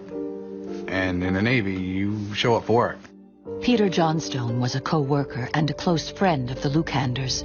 When he'd realized Anita was missing, and knowing her husband was away at sea, he and fellow workers began a citywide search. I mean, everybody, we all gotten worried. I mean, even the Navy had gotten hold of her husband, Bill, who was, I believe, down in Guantanamo Bay at the time. My chief brought me down to the chief's mess and actually spent about 4 hours with me talking and settling me down. And I won't forget that night. The autopsy suggests Anita's body had been in the water for 9 days. She was gagged with a white T-shirt. She had been strangled and her body had been mutilated. I said, do you think she was raped? And he said, I can't tell. I said, what do you mean you can't tell? He said, all that's been surgically removed. And I thought, what? The medical examiner also notes that her left ear had been cut off. I told my boss, I said, look, I am entirely out of my league on this one. I have never in my life seen anything like this before. Because of the shocking nature of the crime, they call in both state and federal law enforcement agencies, including the FBI. Atlantic Beach at the time was a small town, a small police force. I don't think they were used to homicide investigations. And honestly, I don't think it was really taken seriously until Anita's body was found. When investigators initially searched the Lukander home, the front door was unlocked. There was no sign of forced entry. Just looked like a normal apartment. I'm thinking we got another missing military wife. You know, she's probably took off with somebody, or who knows. 3 days later, Anita's truck was found parked at a local bar just 4 miles from the house. When Bill Lukander arrives home from sea, he notices right away that something is wrong. Some of his guns are missing from his cabinet. Police immediately check pawn shops in the area, and one dealer says someone tried to sell him the stolen guns. A composite sketch of the suspect is made, but it leads nowhere and is filed away. We started out with everybody was a suspect. In fact, the insurance company called me and said, we're fixing to pay off on the Lukander case, but we want to know if the husband is a suspect, because if he is, we're not going to pay. And I told him, I said, lady, at this point, he's the only one that's not a suspect. And the reason he's not is because he was out of the country. A month later, a bizarre discovery. A mailman finds Anita's wallet. Sitting on top of it, a cold glass of water. No fingerprints are found on the wallet or the glass. We took that as like a sign saying, okay, you guys are getting cold. You're heading in the wrong direction. You need to go back the other way. The next day, Anita's purse is discovered blocks away from the Lukander home and on the same street as Bill's best friend, Peter Johnstone. Friends say that Johnstone spent a lot of time at the Lukander home, especially when his good friend Bill was away at sea. Well, when Bill was gone, yeah, I would hang out over there. It wasn't not hardly as much as I did when Bill was there. To investigators, Johnstone is beginning to look suspicious. Every time you turn around, bam, Peter Johnstone standing right there looking at you. How's it going, guys? Is there anything I could do for you? No, we're on an active homicide investigation right now. There's nothing you can do for us unless you did it. Peter takes 2 polygraph tests. The first is inconclusive. The second one he passes. I never felt concerned that they were investigating me. I never felt concerned with that. Always anything I could do to help. Peter remains a suspect, but with no new witnesses, no physical evidence, the police don't have enough to make a case. Everything was circumstantial. There was no smoking gun. There was no fingerprint to say, this is this and this is that. Just couldn't do it. 9 months after Anita was murdered, police are still no closer to catching her killer. We'd pretty much hit a dead end. The Anita Lukander case goes cold. 7 years pass without a single lead, and Anita's brutal killer is still out there. Between 1988 and 1995, I was very frustrated, angry. I was still basically living and working with the same group of folks, and pretty much realized that, there was probably somebody in that group that had killed Anita. Then, in 1995, the Naval Criminal Investigation Services sets up a cold case unit, and the Anita Lukander case starts to warm up again. They go back to the original suspect list from 1989. At the top is Peter Johnstone, who is now married with 2 children and no longer in the Navy. 2 agents visit him in his home in Maryland. They just want to ask me a few questions, and the case had been brought back up. And just in a split second, it turned ugly, and they said, "You did it. We know you did it. You're the one, and you better tell us now." And once again, I was just flabbergasted. Investigators grill Johnstone for a full 3 days. Now, in a dramatic turnaround, they believe they have the evidence they need to nail him. He's taken into custody and held for 30 days, until the Florida Duval County Grand Jury indicts the former Navy squadron member for the murder of Anita Lukander. Mimi Hannon, an investigator for the Public Defender's Office, is assigned the case. We had a man that probably didn't commit this homicide, and it was our job to prove that. For the defense, 7 years after the murder, it was going to be tough going. So breaking with convention, they turned to a psychic for help. But could a psychic's cryptic clues help save Peter Johnstone from life in prison? It's been 7 years since Anita Lukander's mutilated body washed up on the Intracoastal Waterway in Jacksonville, Florida. Her co-worker, former Navy Petty Officer Peter Johnstone, is charged with murdering his best friend's wife. How many times can you say, it wasn't me, I didn't do anything? There was no physical evidence really linking Peter to the crime. The only thing that linked him to Anita Lukander was his friendship with her, his business acquaintanceship with her, and his friendship with her husband. Ann Finnell and Pat McGinnis are Peter Johnstone's public defense lawyers. Perhaps Peter Johnstone was an easy person to focus in on because he was cooperative with them. The most damning evidence the Navy had was a supposed verbal confession given by Peter Johnstone during their 3-day interrogation of him in Maryland. After I was arrested, I spent 30 days in Maryland jail awaiting paperwork from Florida because I was arrested under a fugitive from justice for murder. And when I got to Florida is when I met my attorney, Pat McGinnis, and they said that I had confessed. And what are you talking about? I didn't confess to anything. I kept telling them no for 2.5 days. And apparently they had this whole confession that they wrote up. Nothing I wrote up, nothing I signed, nothing I said, nothing. The false confession that Peter ultimately gave was, basically, if I'd have done this, here's what I would have done. Naval investigators contend that Peter Johnstone made advances to Anita, which she rejected. Angry, he strangles her, panics, and steals the guns from the cabinet to make it look like a burglary.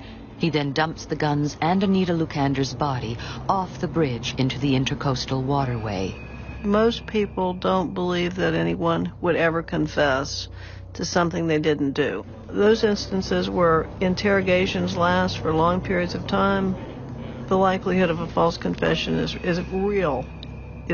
And in Peter Johnstone's case, This went on for 3 days. Now it's up to the defense team to build a case for Peter Johnstone's innocence. Investigator Mimi Hannon's task is to go back 7 years to the original 1988 investigation. Law enforcement in this case botched up an investigation tremendously. And it was a cold case, so you're going back and witnesses forget and people die and they move.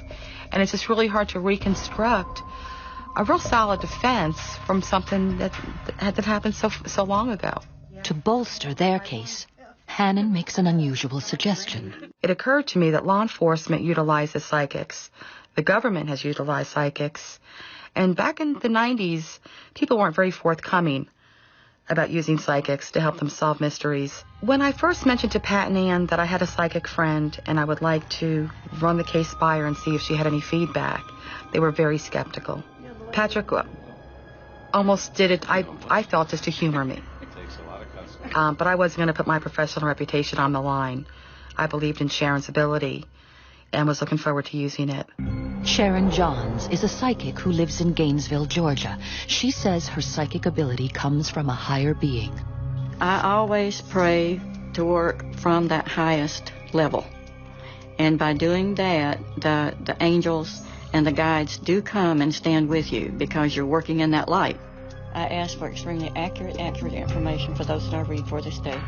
When I get information, it just comes in words, just kind of quick words, or in a video, or just in kind of symbols. Hannon and the psychic are friends, but they've never worked together until now. I do all of my work over the phone because I prefer to be in my space. If I'm sitting beside a person, I have to move away from them. And I'm just more comfortable to do phone work. I don't care if the person lives next door. I'll say, no, call me on the phone. Because that way, my energy is more clear. Sure, no When problem. Mimi calls Sharon Johns, she has no knowledge of the case and asks Mimi not to give her any.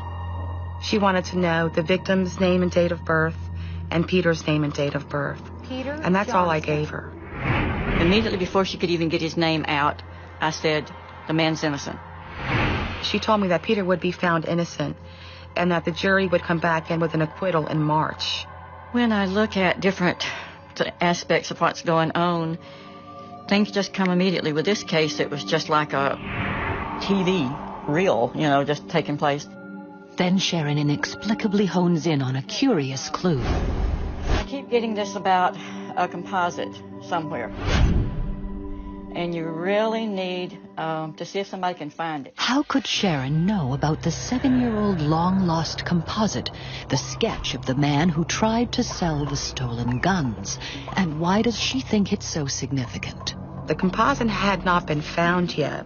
We had so many volumes of discovery to go through that we intentionally had to start searching through the discovery boxes. And we eventually did find it. It was there, just as she said. I came back to the office the next morning, and Pat wanted to know what the psychic said. And his eyes got big as saucers. There were views she had about the case and expressed that we were quite frankly puzzled as to how she could have arrived at those without a more intimate knowledge of the case than she had. We had Pat's attention. He was going to take her more seriously than he had. Sharon Johns was suggestive that this was, in fact, the person who was Anita Lukander's killer. And the composite picture doesn't look anything like Peter Johnstone. When I first saw the police sketch of the composite, I don't think it looked like me at all. One, I think the person had hair. And I'd like to show you some pictures of me back then. I haven't lost much hair since, in 20 years. And not to mention, I'm not wearing my glasses now, but back then I always wore glasses. So, without bumping into a wall, didn't look a lot like me at all. As we began to work on the case and went further and further into things, then I saw more and more. Patrick had asked me to ask Sharon a series of questions. He wanted them tape recorded so that it would be the exact words of Sharon Johns. During my conversation, her voice started to go from her own voice to the voice of somebody else. As well as seeing visions, Sharon claims she is a channeler. It's a phenomena that allows spirits to communicate with the living. It was really sort of a surprise to me, too, in that I wasn't really, what you're saying, preparing for this. The voice was very high-pitched. It sounded like a little girl's voice. He's going to kill me. I don't know where Sharon went, but I was talking to somebody else. Can a psychic channeling the voice of a dead woman help change the course of justice? A sailor accused of killing his best friend's wife is about to go on trial. You did it. We know you did it. It was... You gotta be kidding me. When a psychic is asked to help on the case, she says he's innocent. It's like I saw the whole thing just unfold, like a video. And now, in one of her sessions, she claims to channel the voice of the murder victim, Anita Lukander. She started talking in first person about the crime, and she walked me through the crime as it happened. When I'm really into a trance channel, I am moved completely out of the way, to the point that I don't have any idea of what is being said. Mimi tells me that it was a high-pitched little voice. She sounded like a little child. The voice sounded scared and frightened and had expressed that to me, that she was held for days, and he would leave her there alone for hours at a time, bound. And she knew that he was going to kill her. And I'll never forget the last words this voice said was, "And then it was done." And I took that to mean, and then he killed me. I'd never been a part of something like that before. So at that point, I went over to jail, and I pulled Peter out. And I said, Peter, what did Anita sound like? And he said, you couldn't mistake her voice. She sounded just like a little girl. It's like she is the one that showed me herself in that chat that she was in. And by her coming through and actually speaking was amazing, in that the people that were listening to it heard it, but the recording didn't record it. There was nothing on it but static, and there was a lot of distortion on the tape. If the psychic's revelations are accurate, Anita was held captive for several days before being tossed into the waterway. And if this is true, the prosecution's contention that her body had been in the water 9 days must be false. When we looked at the autopsy results and the photographs, both Mr. McGinnis and I were very suspicious of the body having been in the water for that full 9-day period. And the reason being is that in the intercoastal waterway, even in March, there's a lot of crab activity. To prove their theory, the defense team order a crab test at the same location where Anita's body was found. In the experiment, raw chicken is used in place of human flesh and is placed at the bottom of the river for 9 days. While that body is on the bottom especially, it would be attacked by crabs and other animals that are in the water as well. This body had none of that kind of activity. If crabs didn't ravage Anita's body, it could only mean that she was not in the waterway for the full 9 days. This contradicts the Navy's contention that Peter killed Anita and dumped her body that same night. It makes the so-called confession meaningless and amazingly vindicates the word of a psychic. February 18th, 1997. Almost 9 years after Anita Lukander's brutal murder, Peter Johnstone goes on trial. Peter was definitely fearful facing trial because he was looking at a life sentence. He had been behind bars for almost 20 months by the time it had gone to trial. But just as the trial gets underway, the psychic makes an unusual request. Mimi called me and she says, is there anything else that we need to do? We're going to trial. I said, just be sure that you've got that composite. I said, it's very important. I don't know why, but you've got to take it. We had no idea where she was going with that and what the significance would be. Anne Fennell enters the composite sketch into evidence, and it will prove to be pivotal. Trials don't always end up like you want them to end up. It is an incredible nerve-wracking experience, much more so than if you're going to trial with someone who you either know or think is guilty. After a 3-week trial, the jury begins their deliberations. Just 2 hours in, the jury requests to see the composite sketch of the man who pawned the guns once again. And we found out there was one holdout in that jury room who wanted to take a closer look at Peter Johnstone. 1 hour later, the jury reaches a verdict. My heart was, coming out of my chest, and you're just sitting there, and the judge takes a piece of paper, and he reads it, and I'm like, okay. And then he folds it back up, and he hands it back. It was a real nail-biter for a few minutes until the jury was seated, and the clerk read the verdict. With the jury found the defendant not guilty. A not guilty verdict in the death of his best friend's wife, Anita Lukander, who was raped, strangled, and mutilated in 1988. On March 17, 1997, just as the psychic predicted, Peter Johnstone walked out of the Jacksonville courtroom a free man. How did the psychic know so much? She said that the key to Peter's defense lay in the composite sketch. She predicted that he would be free in March, and she correctly predicted that Anita had not been thrown straight into the water after the murder, as the prosecution stated. Sharon's contribution to the case had become huge. She invigorated the defense team. We were on to certain defense theories. That was what Sharon was seeing too. It got him looking at other avenues and justifying what she had said. It was great. So I think good chance she saved my life. Today, 21 years after Anita Lukander was murdered, Sharon Johns and Peter Johnstone meet for the first time. You look good. You look good. It has. Oh.